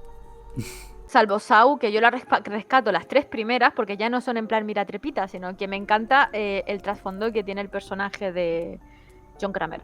El personaje de John Kramer es buenísimo. A ver, solo la 1 me parece un peliculón. Me parece realmente que cataloga como una de las grandes películas del cine de terror. Saw 2 me gusta, pero ya como es el tema de la hija, además rompiendo sus propias reglas, porque estaba esta cosa de los juegos que no se pueden escapar. También es verdad que las pruebas empiezan a ser un poco más por el gore o por lastimar. Ah, no, creo que. No sé si es de la 2 o de la 3 que hay una escena que creo que es el principio de la 2 que me marcó el hecho de que la película no la pueda poner como una película que me gusta. Porque, a ver, ¿cómo los rompen psicológicamente en la 1 para que simplemente uno de ellos se corte el pie? O sea, ¿cómo lo rompen psicológicamente para lograr Brutal. eso? Y en el principio creo que es de la 2, si no me confundo, si no es de la 3, pero creo que el principio es de la 2. Hay dos personas enfrentadas con algo en el cuello que los va a matar y ellos dicen tienen que poner una cierta cantidad de peso en la balanza con su propia carne para que eso no se dispare. Oh, E, sí, estaba el señor obeso y la chavala. inmediatamente el señor Beso agarra un cuchillo y se empieza a sacar lonjas. No hay nada en el mundo que en tan poco tiempo te lleve a hacer eso. Lo que intentás es romper el aparato que te des en el cuello. Es más, yo creo que te resignás a morir antes que hacer eso. De hecho, Sí. cuando el protagonista de Saw, la primera, decide cortarse el pie, es después de un montón de tiempo y después de haberlo pensado inclusive, hacerlo y haberse arrepentido. Intentaron romper las cadenas, intentaron por mil cosas. No, Y en la y 1 el es hecho como de ya de que. pronto se empieza a sacar pedazos de carne y fue como no. Tipo, me rompiste todo lo que Exacto. generaste en la primera película. Es que exactamente, es que la primera película es una obra de arte precisamente por eso, porque es que realmente se mete en la psique del ser humano y escarba más, ¿no?, en el trasfondo de la mente de las personas. Y está genial porque lo hace de forma bastante más realista, porque nadie le pasa por la cabeza, no ya por el hecho de perder un pie, sino por el hecho de generarte sufrimiento durante tan largo tiempo, tú mismo. O sea, que te lo haga otra persona, vale, o sea, es una putada, lo sufres, pero es diferente porque te lo está haciendo otra persona y no puedes evitarlo. Pero hacértelo tú mismo, ¿Sabes las bolas que tienes que No, tener para además hacerte los hay cosas lógicas como tu propio sistema nervioso te va a obligar que pares. No, sí, por eso la primera es como mucho más palpable y la segunda ya arrancas como el primer juego y ya te saca completamente de todo lo que generó y todo lo que creó la primera película. Por eso es que para mí Saw pierde mucho el hilo. Igual la 2 y la 3 siguen siendo relativamente entretenidas. Ya después Sí. perdió el Hombre, norte la por mejor es la completo. 1, la mejor es la 1 por goleada, después la 4, la 5 y la 6 pierden muchísimo con el imitador. Después la 7 remonta porque en el final, recién en el final, porque vuelve a retomar cosas de la 1. La 7 es la Y la la del 8 policía que está se hacía decente. pasar por... La 7 es en la que sale al final el Ah, verdadero descendiente, o sea, el que toma las riendas de Jigsaw, sí, el que se carga el imitador. sí, sí, ya, sí. Sí. Sí, esa película está bien, Entonces, está bastante bien. esa está mucho mejor porque vuelve a coger más bien, tira más otra vez de nuevo para lo que fue la 1. Entonces, y vuelve a retomar toda la historia. O sea, esta me gustó. Y la 8 también, que si no recuerdo mal, la 8 era un flashback. Era una especie de. Porque vuelve a salir John Kramer y es toda una circunstancia que ocurrió 10 años antes, si no Creo recuerdo que mal, o era, un caso sí, que se no sé si, investiga. no sé si durante la 1 o algo pasaba. Ah, bueno, por ejemplo, Sí, otra cosa que me fastidió de la 2 que el que te muestran que el que escapó en la 1 muere. sí, ¿Y por pero qué? después de eso. Pero no, después te lo vuelven a desmontar en la 7. Sí, ya lo sé, pero bueno, a lo que me refiero, Sí, algo que no... pero mientras crees que sobrevive para que después, o sea, da muchas vueltas. Es Sí, como da que no mucha saben lo vuelta. que querían Y hacer e intentan arreglarlo. además estas sagas tan largas, que tienen 7 películas, 8 películas, son sagas que en realidad lo que tienes un solo condimento, en el caso de Saw, son las pruebas y el gore. Y por ejemplo, en el caso de Destino Final, es formas ridículas de morir. Sí, pero Eh, el destino final es completamente humor. Es humor y sí, gore. pero por ejemplo, Destino Final para mí tiene solo dos buenas, que son la uno que me pareció bastante novedosa, y la 3 que es la del roller coaster. Oh, es buenísimo. De Yo hecho, creo que la 3 es la para mí la mejor. 3 es la mejor, sí. Para mí la 3 que es la del Pues roller coaster. en eso estamos de acuerdo, no nos vamos a arrancar los pelos. No, totalmente, me parece que es la mejor. Y la 5 es la peor, por goleada, pero por puta La goleada. 5 la 3D Sí, es horrenda. es espantosa. Y de hecho, el actor no me caía muy bien y me sonaba de haberlo visto en alguna especie de serie de pequeñito. Estábamos hablando recién que Destino Final había sido como innovadora. Yo creo que hay dos películas que, por ejemplo, fueron muy innovadoras en estilos y también creo que son estas cosas de... no son géneros, sino que son tal vez subgénero o subgénero, que fueron Blair Witch en lo que es las cámaras en mano, el fan footage, Oh, sí, el documental falso. y después lo que es actividad paranormal en lo que son las películas con cámara de seguridad. ¿Te puedes creer que son de las películas de terror que menos me gustan? Ese género de terror. ¿Los géneros o esas dos puntualmente? No, el género, ese estilo de género. Y Bueno, pero, esas dos por desgracia porque tienen que ver con el género. Pero bueno, entonces te voy a hacer. Mira, si vos me hablas de. A ver, por ejemplo, si vos me decís que Blair Witch no te gusta por el género, tengo que hacerte una pregunta obligada y que eso nos va a llevar a algo que dijimos que íbamos a hablar. Rec, no me gusta. No me gusta nada. me encanta No Rec. me gusta. A ver, no dejo de reconocer que Rec 1 y Rec 2, porque la 3 y la 4 son un puto despropósito, están bien como películas de zombies. Pero si lo hubieran hecho de otra forma, es que ya es un gusto particular y completamente subjetivo, que no me gusta el género documental falso grabado con una cámara porque siento que sí que está hecho a posta para generar más angustia en el espectador, porque al fin y al cabo solamente ves lo que está grabando la persona, pero es completamente irreal. En la vida real que sucediera eso, que a ver, que estamos hablando al fin y al cabo de películas que no pasarían, que te vengan zombies, vampiros, monstruos, lo que sea, a devorarte vivo, tú no sacas una cámara y lo grabas.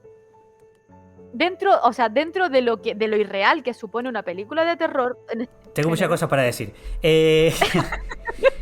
Es que me No, pone de los no, a ver, por nervios. ejemplo, no, lo entiendo perfectamente. Entiendo, sí, puede ser que, de hecho, si está mal manejado es algo que te saca bastante. Yo creo que, A mí me saca de la yo película. creo que en eso gana bastante Blair Witch al haber sido la primera, porque de hecho vos fíjate, en esas películas cada vez tienen que mostrar más. Porque de hecho, en Blair Witch no pasa nada, no se ve nunca nada. Creo que Claro, creo que lo más terrorífico es sobre el final cuando el tipo está en el rincón mirando hacia la pared. Yo creo que esa parte, además, de vuelta, la vi pero. bastante más de chico. No era chicos, ya tenía unos buenos años, pero era bastante más joven. Y creo que lo único que, o sea, creo que fue lo que más terror en cierto punto me dio fue eso, lo del tipo dado vuelta, pero no pasa nada en la película, no se ve nada. Ya las otras películas tenés que empezar a ver más. Y si hablamos de fan footage, tengo que nombrarte dos que son muy buenas. Si metemos a los kaiju, esta película entra como terror. ¿Monstruo de Cloverfield? Cloverfield. Me lo imaginé. Me encanta esa película. O sea, igual me imagino que a vos no te gusta porque justamente tiene esta misma premisa de no soltar la cámara nunca. Claro, el problema es que yo sé que la película es buena, está bien hecha, pero me echa para atrás esta forma de grabarlas. O sea, no. Pero no dejo de reconocer que son buenas películas. Lo que pasa es que a mí me dan ansiedad. No es tu cup of tea.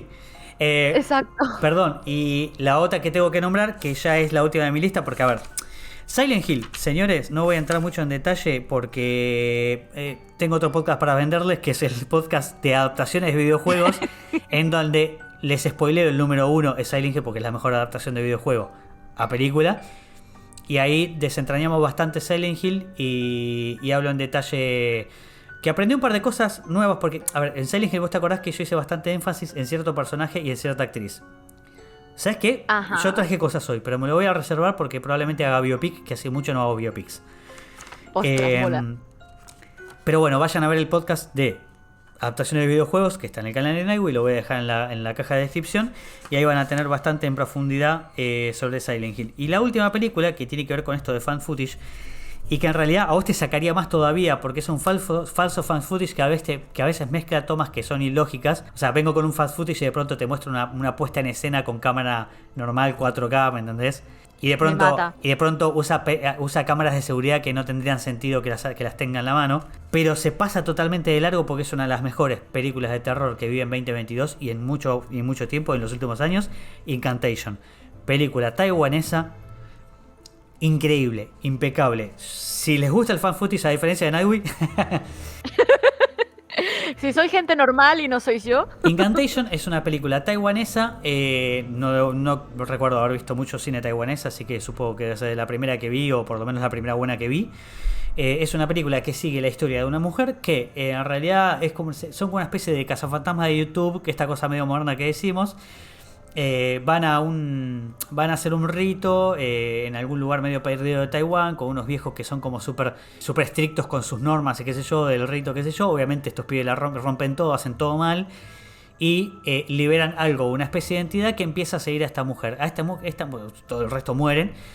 Esta mujer a partir de ese momento empieza a tener mala suerte al punto de que toda la gente que está alrededor de ellas muere y pasan cosas horribles.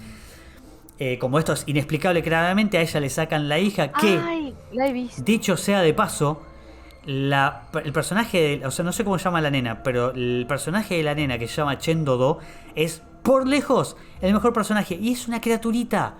Acá me parece que hay que hacer particular énfasis en la dirección de actores. A ver, hay dos cosas. Una cosa es la dirección de escena y otra cosa es la dirección de actores. En líneas generales lo ofician el mismo director, pero a veces lo ofician directores diferentes. En este caso creo que es el mismo. Hay directores, como por ejemplo acá en la Argentina, yo me acuerdo que vi mucho la diferencia cuando iba a grabaciones de dos series. Una que era un policial que se llamaba 22 el Loco y otra que era una serie costumbrista que se llamaba Culpables. Cuando estudiaba me llevaron a ver grabaciones de las dos series y pude ver trabajar un director que se llama Jorge Nisco, que es un director muy de series de policiales de acá, de tiros, y el otro que era de estas series costumbristas. Y es impresionante. El director de los policiales, que era un tipo mucho más de visión de escena, era acción corte y apenas hablaba con los actores. En cambio el otro, que se llama Daniel Barone, que me parece un muy buen director argentino, se tomaba un tiempo, aunque fuera corto o largo, todo, antes de cada escena, en hablar con los actores. Que asumo que venís de acá, estás allá, en este momento estás sintiendo tal cosa, aquel otro personaje te traicionó de tal o cual manera, trabajaban. O sea, la dirección de actores que hay sobre Chen Dodo, sobre esta nenita, me parece sublime, porque la nena es muy chiquita, no puede actuar. Vos le podés explicar que lo que está pasando no es real, tal vez. Ella puede llegar a entender que está haciendo de cuenta una cosa que en realidad no está sucediendo, pero no tiene la capacidad, no tiene la edad para darse cuenta y decir, bueno, voy a actuar bien.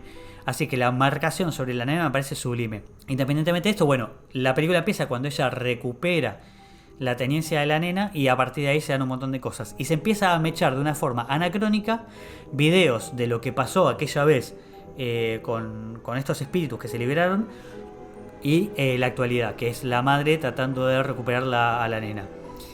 La película me pareció buenísima, la verdad, sinceramente, hay mucha gente que dice que sintió muchísimo miedo. Yo no voy a ser hipócrita, voy a ser totalmente sincero. A ver, creo que la película da miedo, sí. Yo tuve miedo, no, pero porque de vuelta, el género no me da miedo a mí. Pero la película me pareció muy buena realmente. Creo que de los últimos años es de lo mejor que vi. Incantation la dejo completamente recomendada para la gente que la quiera ver. Hola, pues voy a tener que dar una oportunidad porque no terminé de verla. ¿Qué puede? No, ahora, si querés terminar de verla simplemente para sacar tu conclusión de si pese a eso es bueno o no, pero te digo que eso es algo que te va a sacar durante toda la película porque es algo presente durante toda la película. No, a ver, si pude terminar de ver Rec 1 y Rec 2 y el monstruo de Cloverfield, pues... Es una película que juega un poco con la mente del espectador desde el principio, porque sobre el final presenta un plot twist que obviamente no lo voy a decir. La película arranca con un diálogo de ella diciendo todo lo que ves no parece, todo lo que ves que parece real en realidad no necesariamente lo es. Y te muestran las grabaciones del subte yendo hacia adelante y hacia atrás, que nunca sabes si lo estás viendo. Y después te hace memorizar unas palabras y te las hace repetir una y otra vez. Y vos mentalmente la vas diciendo. Es más, si para la gente que está escuchando esto y la va a ver, si pueden repetirlo en voz alta, lo que dice la frase, es un poco difícil porque en definitiva es algo en taiwanés, pero lo repite tan lento y durante toda la película que lo puedes decir. Si lo puedes decir en voz alta, lo recomiendo, o sea, no tanto para vos porque no vas a conectar demasiado con la película, pero la gente que la vaya a ver, si pueden decir eso en voz alta, mejor, pero por lo menos repítanlo en la cabeza, porque sobre el final tiene que ver. Joder, pues yo me hacía gracia porque según empecé a ver la película y empecé con la serie, la frase que tenía que repetirla, yo la quedo mirando, yo estaba cenando y digo, ¿qué? Y yo, literalmente. A ver, la película es una película que pide que le prestes atención, que la mires y que le prestes atención de golpe a un punto en particular de la pantalla y te dice repetir la frase, entonces alcanza con repetirla mentalmente. Pero yo en realidad más que nada para invitarlos a jugar, porque se puede ver la película sin repetir la frase, sí, totalmente, por supuesto, no tiene nada que ver, pero... Podéis verme a mí como ejemplo, sí. Yo estaba morfando mientras, o sea... Pero no, eso está guay, por lo menos es interactiva con el espectador y no como Bandersnatch de Black Mirror, que me pareció una basofia, con perdón si queréis lincharme también podéis. Bandersnatch es la que vos ibas eligiendo el camino. Sí, exacto, esa misma que me pareció horrible, pero bueno. Me pareció que se queda muy a mitad de camino. Sí, intentaron hacer una mezcla de película interactiva y videojuego y les quedó ni una cosa ni la otra. Sí, o sea, puedo entender la intención, pero creo que se quedaron a mitad de camino. Sí, la idea era buena, el resultado no tanto. La película yo creo que dejaba bastante que desear y si queréis, lo dicho, podéis lincharme perfectamente, pero es mi opinión y me voy a seguir opinando lo mismo. Bueno, entonces cine de terror paranormal, que es la actualidad. A ver, yo diría, tengo que sí o sí nombrar ciertos clásicos, porque son, o sea, no podemos terminar un especial de Halloween sin nombrar total. El Exorcista, el bebé de Rosemary, La Profecía, la aldea de los malditos, o el pueblo de los malditos, y que de ahí sale el capítulo de Los Simpsons, conocemos todos sus secretos. ¡Ostras! Es verdad, es verdad.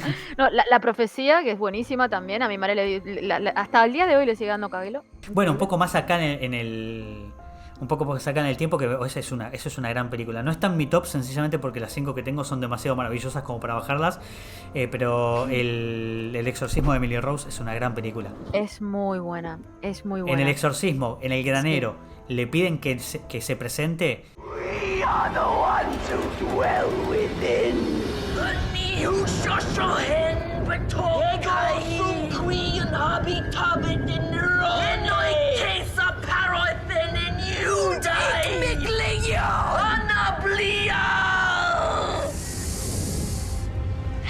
I am Lucifer, the devil in the flesh.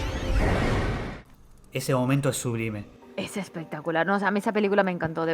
Mira que no soy muy fan de las películas o sea, después del Exorcista, del tema de exorcismo, porque veo que son todos copia y pega, pero esa fue muy buena. Sí, de hecho es un subgénero, el tema de los exorcismos, muy difícil. De esas películas he visto muchas y realmente es un género muy difícil en donde el 98% son una basofia. Es que ese es el problema, que una marcó o sea, dejó el listón tan alto que intentaron hacer lo mismo, intentar hacerlo mejor y lo que hicieron fue peor. Es que se puede ser bueno si sabes contarlo, porque de vuelta, el exorcismo de Emily Rose no deja de ser un exorcismo al igual que El Exorcista. Pero es una película completamente diferente que cuenta otra historia y es muy buena. Exacto. No, aparte que una historia completamente diferente, no tiene nada que ver, o sea, y está muy bien hecha. A mí me gustó mucho. Y perdón, También. y ya que estamos, viste, cuando nos agarran estas cosas de empezar a hilar películas, ya que estamos hablando de El exorcismo de Emily Rose, que se basa en un juicio, tengo que nombrar El abogado del diablo. Oh, infaltable. Inevitablemente cuando me nombraste la de Emily Rose me acuerdo de, bueno, te la comenté antes de entrar en podcast, la de Cadáver. Ah, sí. Para la gente que no la habéis visto, a ver, no tiene nada que ver ni con El Exorcista ni con El Exorcismo de Emily Rose, pero no deja de ser una película de al fin y al cabo de cuerpos poseídos por demonios que al fin y al cabo tienen que terminar eliminando o exorcizando. Pero es muy buena porque empieza súper diferente, de una chavala a la que entra a trabajar en una morgue. Y empiezan a ocurrir cosas raras con un cadáver en particular y empiezan a ocurrir sucesos alrededor de ella mientras trabaja por las noches. Y la verdad que cuando empieza a investigar e indagar, se encuentra con la historia, ¿no?, de ese cadáver, de lo que venía detrás, y es muy, muy buena. Os la recomiendo tremendamente porque yo pensé que iba a ser una mierda de película, con perdón. No me acuerdo si la encontré así de casualidad, de que no sabía qué ver en Netflix o Amazon Prime. Y me llevé una grata sorpresa. Yo quiero hacer un rápido recuento de películas que me estoy dejando en el tintero porque yo te diría que ahora hablamos un poquito de cine español y cine argentino con respecto Sí, al pero terror. antes nos faltan clásicos sobrenaturales que no podemos dejar ir. Poltergeist. Poltergeist, uff, sí, por eso. Sí, Que, por eso que digo. no sé por qué siempre digo Poltergeist, lo siento. Poltergeist. Lo leí en una parodia y se me quedó fijo y no El- puedo decir el nombre El bien. póster de Poltergeist. El póster de Poltergeist Poltergeist es una película que me traumó bastante de chico. es buenísima. O sea, muchísimo mejor el clásico que el remake que han hecho. Justamente hablando antes de remakes, de clásicos, esta es una película que no me gustó el remake. Lo siento, pero no me gustó. Igual que la película de Craft, la de las brujas del 96. Han hecho ahora la de Jóvenes Brujas como remake y es horrible comparado con la original. Mira, si vi la remake de Poltergeist me pareció tan mala que no la recuerdo, porque creo que no la vi. Mejor, no la veas. No, Poltergeist es muy buena, el clásico es muy bueno. Por ejemplo, hablando ahora que estamos hablando de cine sobrenatural y ya estamos mezclando todas las épocas, una película moderna que no me parece que sea para todos los públicos, ojo, es una película medio peculiar. Pero una película que o gusta o la odias, a mí me gustó un montón, es Neon Demon. No sé si la viste. No la he visto. Neon Demon cuenta la historia de... Es un poco bastante rara. Es una película, a ver, es una película pretenciosa. Y con un rollo bastante artístico. Neon Demon es una... cuenta la historia de una chica que se mete en el mundo del modelaje. Y básicamente es un poco la muestra de lo salvaje, de lo carnívoro, o de lo carnicero que es el mundo del modelaje, pero justamente esto de lo carnívoro y lo carnicero se lo empieza a llevar a un lugar un poco más turbio. Pero la película, a ver, artísticamente es preciosa. Justamente esto de Neon Demon, de Demonio Neones, porque la película tiene una fotografía impresionante, donde prima mucho las luces neón. Las actuaciones son muy buenas, pero de vuelta, es una película un poco peculiar. No es para los grandes públicos, no es que venís de ver Saw, Scream y no sé, y Destino Final y te pones a ver Neon Demon. O sea, es una película ya para sentarse a pensarlo un poco. Ostras, pues eso me interesa, tendré que echar un ojo. Neon Demon, sí, muy buena, súper recomendada. Buah, pues seguro. ¿Ves? Ese tipo de películas sí me gustan. Sí, porque la verdad que de las últimas que están sacando, de las nuevas con respecto a la temática que... Insidious no me gustó. No. O sea, Insidious... bien, dio más miedo la vieja fantasma que el demonio que tenía que dar miedo. Yo veía a Darth Maul. Es verdad. Yo Es veía, verdad. digo que es un Sith, un demonio Sith. A mí lo que me pasa con Insidious, El Conjuro, Sinister, ese tipo de películas, es que con mejores y peores, dentro de las que nombré hay mejores y peores, pero creo que un poco se parecen demasiado. Y llega un punto donde ya lo vi. Hombre, sí, Insidious y The Conjuring son el mismo director, si no recuerdo mal. Sí, de hecho usan el mismo Así actor. que, sí, exacto. Pero The Conjuring la diferencia es que aunque usan el mismo tipo de recursos que en Insidious, por lo menos el demonio no parece Darth Maul, y no parece que te vaya a atacar un Sith, pero es que por lo menos está basada en hechos reales. Que, bueno, inspirada en hechos reales, basada 100% no. Pero en ese sentido, por ejemplo, de las 3 que han sacado de Conjuring hasta ahora, la que a mí más me ha gustado es la del caso de Enfield. La de la que introducen al demonio de Balak, que es la monja, que se le fue un poquito la perola con esa parte, pero todo lo que es el caso real Sí. me pareció brutal, me pareció súper bien, porque aparte respetaba, o sea, seguía lo que eran los clásicos del terror hasta ahora a nivel moderno, con un caso real como es el de Enfield, ¿no? Y el caso real de los expedientes Warren, que al fin y al cabo los Warren existieron e hicieron este tipo de cosas, que me pareció genial porque encima conectaron de forma muy indirecta con el caso de Amityville, que sacaron, o sea, un caso real que la gente todavía asocia que si el tío era esquizofrénico, que si realmente estaba poseído por fenómenos paranormales, que si el demonio le susurraba al oído y lo obligó a hacer las cosas. Entonces saca todo esto a la luz de nuevo y habían películas clásicas sobre Amityville. De hecho, el horror de Amityville, no me acuerdo de qué año es, del 70 y pico, 80 y pico. No me acuerdo. El tema es que había una película clásica de Amityville y me gusta porque sacan todo esto de nuevo a la luz. Entonces, y que al final de la película te pongan fotos del caso real Sí. que tenían los propios Warren, ¿no? En sus archivos. Entonces, eso es lo que me gusta. Pero sinceramente, ya con películas como Insidious, que sinceramente creo que la mejor de Insidious a mi gusto es la tercera, y porque no tiene nada que ver con el resto de la rosca, de la primera, la segunda, la cuarta, y creo que quinta. Bueno, no sé si quinta o no, no estoy segura. Es que han sacado ya tantas que se me va la rosca. Que te digo, que daba más miedo el fantasma que creo que era una anciana trans o travesti, no estoy segura, que daba más miedo esa, que era secundaria, que bueno, que después se volvió principal en la segunda, que el propio demonio que estaba intentando poseer al niño. Sí. Digo, ¿qué pasa? Digo, ¿es el lado oscuro? ¿Es un fantasma? ¿Es un demonio? Les digo, explíquenme qué es esto. Digo, de verdad, porque que sí, que es muy bien la película, pero yo la veía más una película de suspense que de terror. Bueno, a ver, por ejemplo, hablando de fantasmas, me acordé de una película que también puede gustar o no. A mí me encanta, que es 13 fantasmas.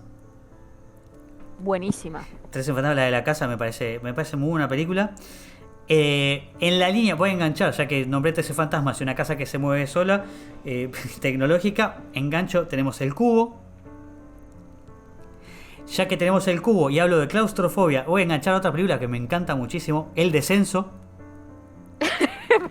Vamos a seguir con la cadenita de La cadenita películas Y ahora voy a romper la cadena por completo porque me acabo de acordar de una película que es increíble. Esto, sinceramente, así como recomendé Incantation, voy a recomendar otra película oriental. Lo voy a dejar el subtítulo porque mi pronunciación va a ser imposible. Se llama Gonjiam. Gonjiam, creo que es coreana, si no me confundo. Sí, porque ahora que estoy leyendo el título acá en coreano, tiene circulitos. Y si tiene circulitos, es coreano. Efectivamente. Se llama Gonjiam, la película. No les voy a adelantar nada, simplemente véanla. Eso sí, es una película de miedo. A ver, de vuelta. No, lo mismo que con Incantation. Incantation lo que pasa es que es un poco más psicológica. Gonjiam es 100% de miedo, es de generar miedo, de que veas cosas que te dan miedo. Gonjiam la voy a súper recomendar y eso, con esto ya voy a hacer, te voy a dar pie a que nombres vos las dos películas ahí orientales que tenías pendientes, Sí. como para ya después ir cerrando y ir cerrando un poco el podcast que se está quedando bastante larguito.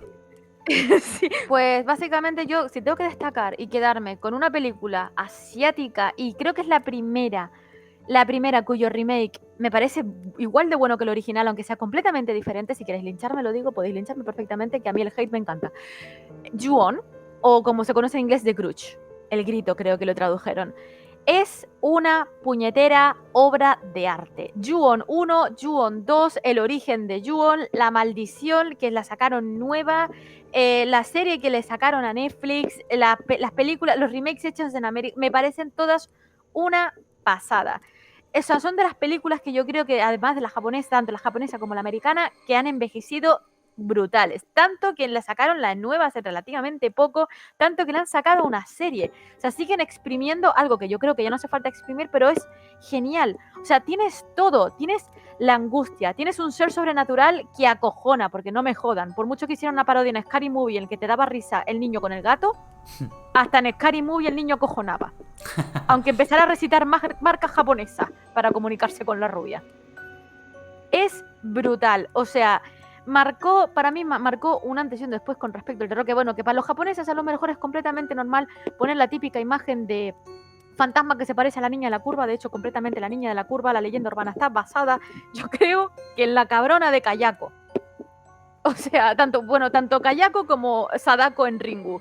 Me da igual, pero yo creo que, bueno, de hecho, si tengo que destacar entre Ju-on y The Ring o Ringu, que es como se llama en Japón, me quedo definitivamente con The Ju-on, porque yo creo que la historia, ¿no? El trasfondo es brutal, porque tienes todo, tienes jumpscares, tienes angustia, tienes suspenso, tienes una historia brutal a la que tienes que investigar, tienes el efecto viral, porque al fin y al cabo la maldición de Ju-on se transmite como si fuera una enfermedad, por contacto entre las personas que ya la tienen de por sí y la van esparciendo entre ellos, tanto que llegó, te explican en la nueva, como que llegó a Estados Unidos. No se quedó en Japón, se esparció tanto que salió del propio Japón. Y me parece increíble porque no hay forma, me encanta porque explican de cómo algo tan sencillo, entre comillas, de una persona que murió y no solamente le quedó cosas pendientes, sino que le quedó una rabia tan grande, tan grande, tan grande hacia su marido, hacia la humanidad, que necesita verlos a todos muertos y esparcirlo y no hay ni una sola forma de pararla. Buscaron pararla en la 1, no hubo manera, ni quemando la casa. Buscaron pararla en la segunda, que hasta fueron a averiguar con la madre, porque después se averiguó, digo, me imagino que ya después de tantos años, no es spoiler, que la metieron demonios dentro y no hubo manera tampoco, porque mató a la madre, digo, aprovechó a través de la chavala para matar a la madre que no tenía ningún contacto con ella, no podía matarla, o sea, genera una red de destrucción y de muerte tan brutal. Es que me encanta, me parece Mira, es una que auténtica pasada. de hecho, tiene dos conceptos que son muy buenos de dos películas que están en mi top, que son la volatilidad de contagio de Exterminio, o sea, de 28 días después, Total. y la inevitabilidad que maneja It Follows, porque en It Follows, básicamente, o sea, termina, a ver, no es spoil, la película, digamos, termina no resolviendo el tema porque no se puede resolver. O sea, la única manera siempre es pasarlo. Porque, a ver, eso está establecido desde el principio de la película, así que los invito a verla igual, aunque yo haya dicho esto, porque lo plantean al principio de la película. Entonces, la inevitabilidad de It Follows y la volatilidad de contagio que tiene 28 días después lo maneja Jugon. Sí, efectivamente, me encanta porque es precisamente eso, o sea, lo abarca absolutamente todo. Y lo mejor de todo es que te lo plantean de dos formas diferentes. La americana, la típica que te cuenta la historia y te va investigando el tema y tiene al final su conclusión.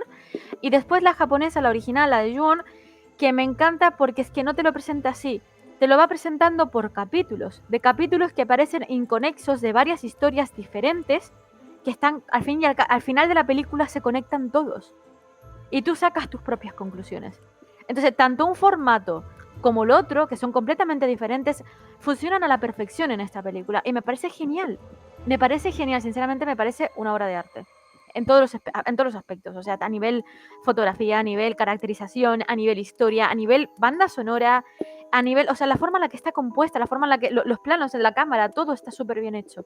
Porque, o sea, no es como ahora, como tú te nombrabas de Jeepers Creepers, lo que hicieron con la tercera, que básicamente puedes invitar a cenar al bicho y decirle, porque estás viviendo un documental suyo. No, sino que aquí muestran en la justa medida tanto a Kayako como al niño y al gato. No abusan, o sea, te los enseñan, sí, pero no abusan de enseñarlos. Está perfecta, para mí es genial. No está en mi top 1 porque mi top 1 es la Cumbre Escarlata / Crimson Peak, pero es brutal. Ya que estamos, porque es verdad, todavía no me la nombraste, hablamos un poco de Crimson Peak y así ya después cambiamos al último tema. Vale, te la voy a hacer resumidita porque si no el podcast se nos va a quedar enorme. Yo voy trayendo la cena, nos quedamos aquí mientras ceno y terminamos el podcast. No, en serio, es que Crimson Peak yo sé que en su momento tuvo muchísimas malas críticas porque la vendieron como una historia de fantasmas exclusivamente de terror, porque decía, no, la gente decía, no, es que esto no es terror, no es como lo vendieron. A ver, gente, después de este pedazo podcast que nos hemos mandado nombrando la evolución del terror, dense cuenta que el terror tuvo sus orígenes en el expresionismo alemán, ¿vale? Empezó con Nosferatu. Nosferatu, al fin y al cabo, fue una especie de adaptación o intento de adaptación sin romper los derechos de Drácula de Bram Stoker. Drácula de Bram Stoker era terror. Terror romántico, sí, terror gótico. Pero no nos podemos olvidar de que es el origen real del terror. Entonces me encanta La Cumbre Escarlata de Guillermo del Toro, para mí uno de los mejores, lo dicho, de los directores de la historia junto con Tim Burton, por gustos personales evidentemente, pero porque realmente captaron la esencia de lo que es una verdadera película de terror. Una verdadera película de terror en sus orígenes, respetando los clásicos, va acompañado del gótico, va acompañado del romanticismo. Y esta, digo, es una historia, como explicaba la propia protagonista Edith, es una historia de fantasmas, pero al mismo tiempo es una historia romántica, trágica, pero romántica, ¿no? Como lo propio del gótico. Y es apoteósica, o sea, es preciosa a nivel fotografía, es preciosa a nivel vestuario, a nivel maquillaje, a nivel historia. Dense cuenta que tanto la casa no existe, la casa fue construida para la película. Los fantasmas no están hechos por ordenador, los fantasmas son personas reales que ha rescatado Guillermo del Toro con gente que ha trabajado incluso en Hellboy 1 y Hellboy 2 para hacer los fantasmas y los caracterizaron. O sea, lleva atrás un trabajo, un mimo y un amor al género. Genial, este hombre, o sea, plasmó, cogió todo lo que más le gustaba de las películas sobrenaturales, cogió y lo mezcló en un clásico que parece hecha, vamos, a imagen y semejanza. Yo creo que Bram Stoker se levanta de la tumba y le dice bravo. El propio Stephen King, o sea, la película fue horrible en taquilla, pero el propio Stephen King tuvo acceso a la película antes de que se estrenara y le dijo bravo a Guillermo del Toro porque la consideraba una de las mejores películas de terror que él había visto. O sea, si el propio dios del terror por antonomasia viene y le dice esto a nuestro querido Guillermo del Toro, porque la película la ha hecho bien. Es que eso se nota. A mí te digo la verdad, me pasa personalmente lo siguiente. Yo Crimson Peak todavía no la vi. Siempre la tuve en mi lista de pendientes. La tengo, o sea, siempre la quise ver. Pero, si soy sincero, ¿por qué la quiero ver? Primero y principal, por la mansión. Dime. Por la mansión. O sea, veo. Preciosa. Yo lo único que vi de Crimson Peak son solo fotos. Nada más. Y la mansión me encanta. Y quiero ver la película solo por la mansión. Después si la película es buena, mala, eso ya veré después. Pero eso es lo de menos. Pero por favor, tienes de protagonista a Tom Hiddleston. Además, ¿Qué más quieres? Me hiciste acordar una película. Mira, ya con esto. Una película que no recuerdo cómo se llama. Que actúa Liam Neeson, que es en una mansión. Que Liam Neeson es psicólogo y mete un grupo de personas y les empieza a hacer una especie de experimento de terror supuestamente. Pero en realidad después se les va de las manos porque la casa, la mansión está embrujada de verdad. No sé a cuál te refieres, pero no me acuerdo el nombre. No importa. De todos modos, si la llego a recordar, después en edición voy a poner el afiche o el nombre de la película. Porfa, así no me quedo con la duda. Ya para ir cerrando nada más, vamos a nuestros países, ya que somos uno de cada uno, y vamos a hablar qué significó el terror en el cine en Argentina y en España. En el caso de Argentina, nada, básicamente. ¿Qué sucede por lo menos en Argentina con el género? En Argentina parece que solo sabemos hacer películas de la dictadura militar y después algunas películas más sociales como costumbristas como Esperando la carroza o bueno, ese tipo de películas. Que perdón, somos muy buenos haciendo ese tipo de películas, pero solamente eso, nada más. Cine de terror en Argentina no se había visto hasta hace muy poco absolutamente nada, salvo hace muchos años. Estamos hablando de cuando yo ni siquiera había nacido y mis padres eran unos jovencitos. Existía un personaje llamado Narciso Ibáñez Meta. Narciso Ibáñez Meta es el padre fundador y único que hacía terror en Argentina. Tenía miniseries muy afamadas acá, perdón, lo digo, y cualquier persona que tenga menos de 40 años no lo va a recordar. Pero tenía una serie llamada El Pulpo Negro, muy buena serie, que era una serie de asesinatos de una persona que dejaba un pulpo negro como identificación. Y después había hecho, que esto yo no lo llegué a ver, su propia versión en miniserie del Fantasma de la Ópera. Narciso Ibáñez Menta no solo que se supone muy buena. ¿Y por qué digo se supone muy buena? Porque el tipo estaba completamente loco. Y lo que hizo fue después quemar las copias. Porque dijo que era algo tan increíble que no se tenía que volver, que era para verse una sola vez. Punto. Así que no. Loco.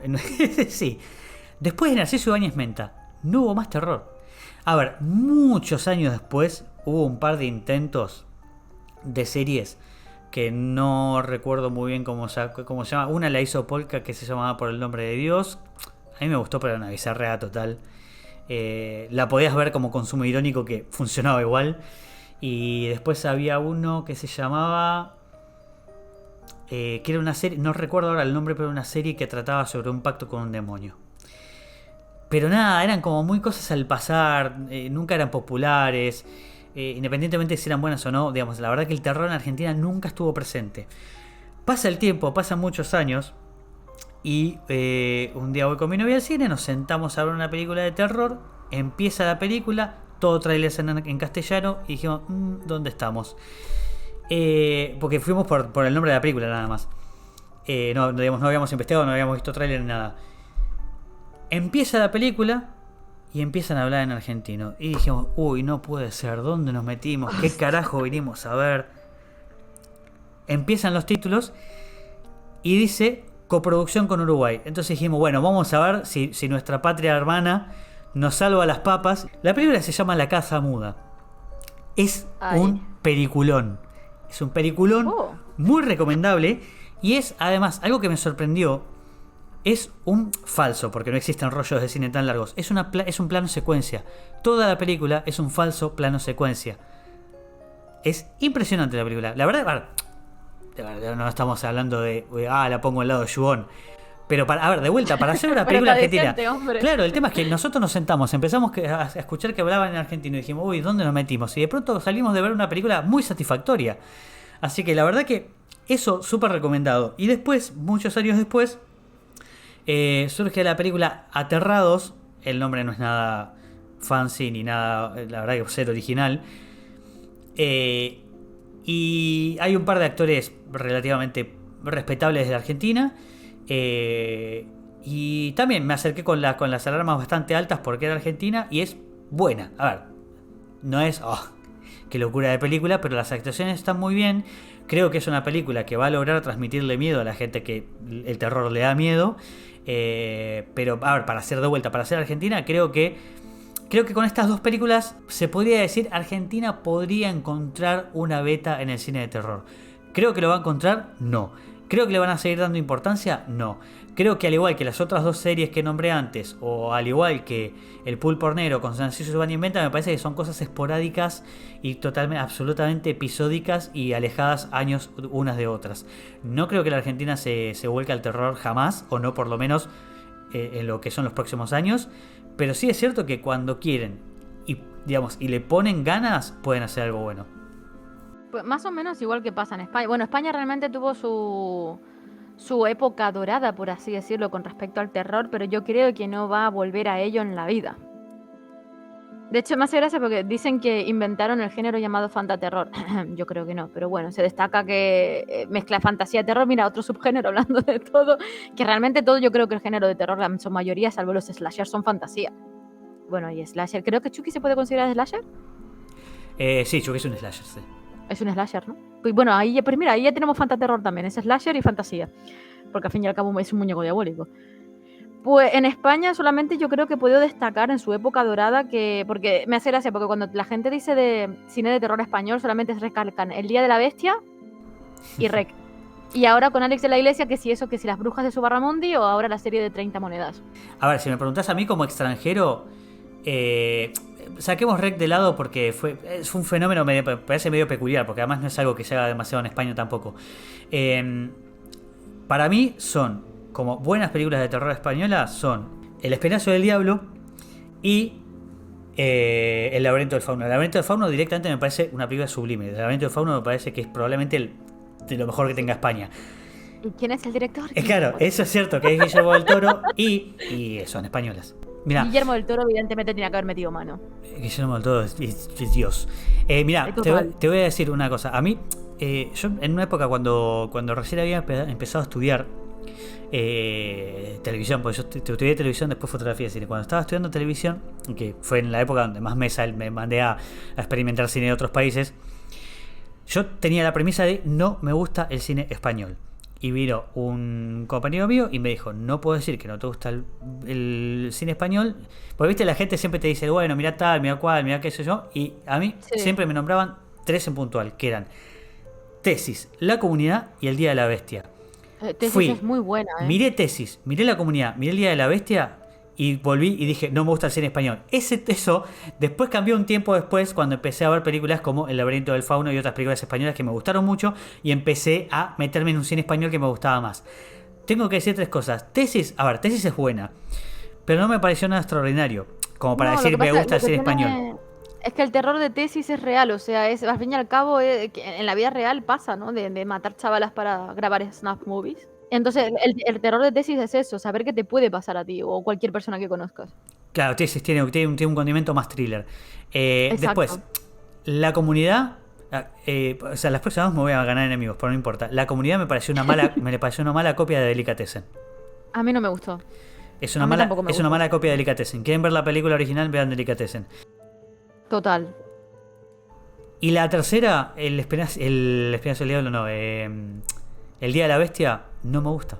No me A mí gusta el el Día de la Día de Bestia. tampoco me... Gracias, por favor, denle unos premios a este hombre que por fin coordina con alguien que dice lo que yo pienso, coño. Sí, y ya Me sé, pasa lo mismo, no me gusta nada. y sé lo que vas a decir después de su director, y sí, coincido, tampoco me gusta. No puedo, lo siento, no No, no puedo. me gusta. Es superior a mí, es como cuando tienen en un pedestal alguien que dice, no, porque es que Almodóvar esto, es porque Alex de la Iglesia es aquello. Por favor, dejad de idolatrar personas que lo único que hacen son copias de verdaderas maravillas y lo único que le agregan que se piensa que se han inventado el género humor terror. No, gente, no lo habéis inventado vosotros. Como ya sabéis, o sea, ya sabéis que viene desde la época de los 30 y de los 40 con Abbott y Costello. Es un puto clásico. No habéis inventado nada. No habéis descubierto América. O sea, no. Bueno, sí, Lo técnicamente siento, sí, pero los no. españoles sí descubrieron América. Sí, pero no ellos. Pero no estos en concreto. Bueno, a ver, en definitiva, a mí ¿qué es lo que me pasa con el cine español? De vuelta, claramente se lo debo a Del Toro, pero, perdón, España se lo debe a Del Toro, pero algo que me pasa, Total, así porque como cuando fui al tuvo que cine... venir del Toro para hacer buenas películas de terror español. No, pero a mí lo que me pasa, a partir de Del Toro, a mí lo que me pasa con el cine español es que de vuelta, así como te dije, voy a ver una película de terror, empiezan a hablar en argentino, dije, ¿dónde me metí? A mí me pasa que estoy viendo películas, por ejemplo, entro a las plataformas y veo, bueno, quiero ver una película de terror, y veo una película o sea, que es hispanohablante, y me fijo, es española, le doy una chance. O sea, sale Malasaña 32, le doy una chance. Sale Los Ojos de Julia, le doy una chance. Sale El Orfanato estaba bien. Sale El Orfanato, por ejemplo. Son películas que, independientemente después si me gustan o no, porque obviamente hay un montón de esas películas de esas películas que estoy nombrando, hay algunas que no me gustan. Pero si viene de España, le voy a dar una chance. Y eso creo que es algo que sí tiene España a diferencia de Argentina. Es que depende. Yo es que con el terror español también es que verdad que lo cojo con pinzas, porque a mí lo que me han puesto como auténtica maravilla después no me termina gustando. Malasaña Eso sí. 32 sí, estaba bien, pero no me gustó. Me pasó igual que cuando me recomendaron Rec, pero bueno, ya sabes que como dije antes, mi problema con Rec es completamente subjetivo, aunque considero que es una buena película. Yo qué sé, los otros te la ponen como una pedazo de película increíble porque es de Alejandro Amenábar. Y porque vino Nicole Kidman a grabarla, es la primera película española que se grabó en inglés. Vale, congratulations, muy bien. No habéis inventado nada tampoco. O sea, si la película está bien, sí. ¿Es para tirar cohetes? A mi parecer, no. El Orfanato de Juan Antonio Bayona, sí, está bien. Pero a mí lo que me pasa con las películas españolas es que se me quedan está bien a secas. Bueno, sí, eso puede ser. A ver, lo que pasa es que si lo comparas con el buen cine de terror a nivel mundial, a ver, si te vuelta, si tengo que comparar Malasaña 32 con Incantation o con Gonjiam, claramente, obviamente va a ganar el cine oriental, seguro. Con La Cumbre Escarlata. Pero, con Crimson Peak. Pero, por Con ejemplo, El Laberinto del Fauno. hace poco salió que un poco me emboló el final, pero me pareció buena la película en el Durante. Salió una que se llama La Abuela. No la he visto todavía, pero tengo miedo. No miedo de la película, miedo de verle que sea un truño. A ver, está bien la película, para mí desbarranca en el final. Ah, pues el final es lo que te marca una película, no pueden cagarla ahí. A ver, para empezar te lo vas a ver venir. Ah, pues ya empezamos mal. Claro, yo sé que a eso, A ver, sé que a eso vos te fastidia.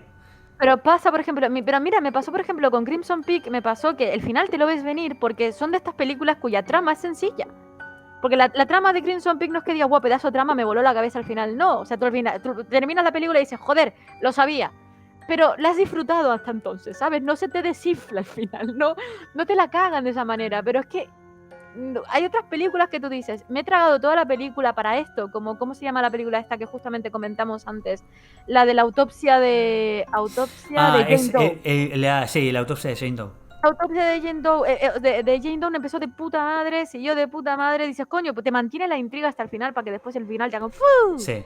Igual a mí si la peli es buena me lo puedo bancar. A ver, por ejemplo, la autopsia de Jane Doe me gusta. Sí, está bien, pero al final es como, meh. Siguiente. Sí, sí, bueno, también es un poco lo que te pasó, me contabas esto fuera de podcast, digamos, de estas charlas nuestras, me contabas que te había pasado lo mismo con Midnight Mass. Esa, Midnight Mass, Con exacto. Midnight Mass te había pasado eso con el final. Me Sí, a pasó ver, igual sí, con el final. eso es un poquito obvio, pero tampoco creo que sea una serie que beba demasiado del final. A ver, no es Sexto Sentido. Que Sexto Sentido, si el No. final es malo, es una cagada de película.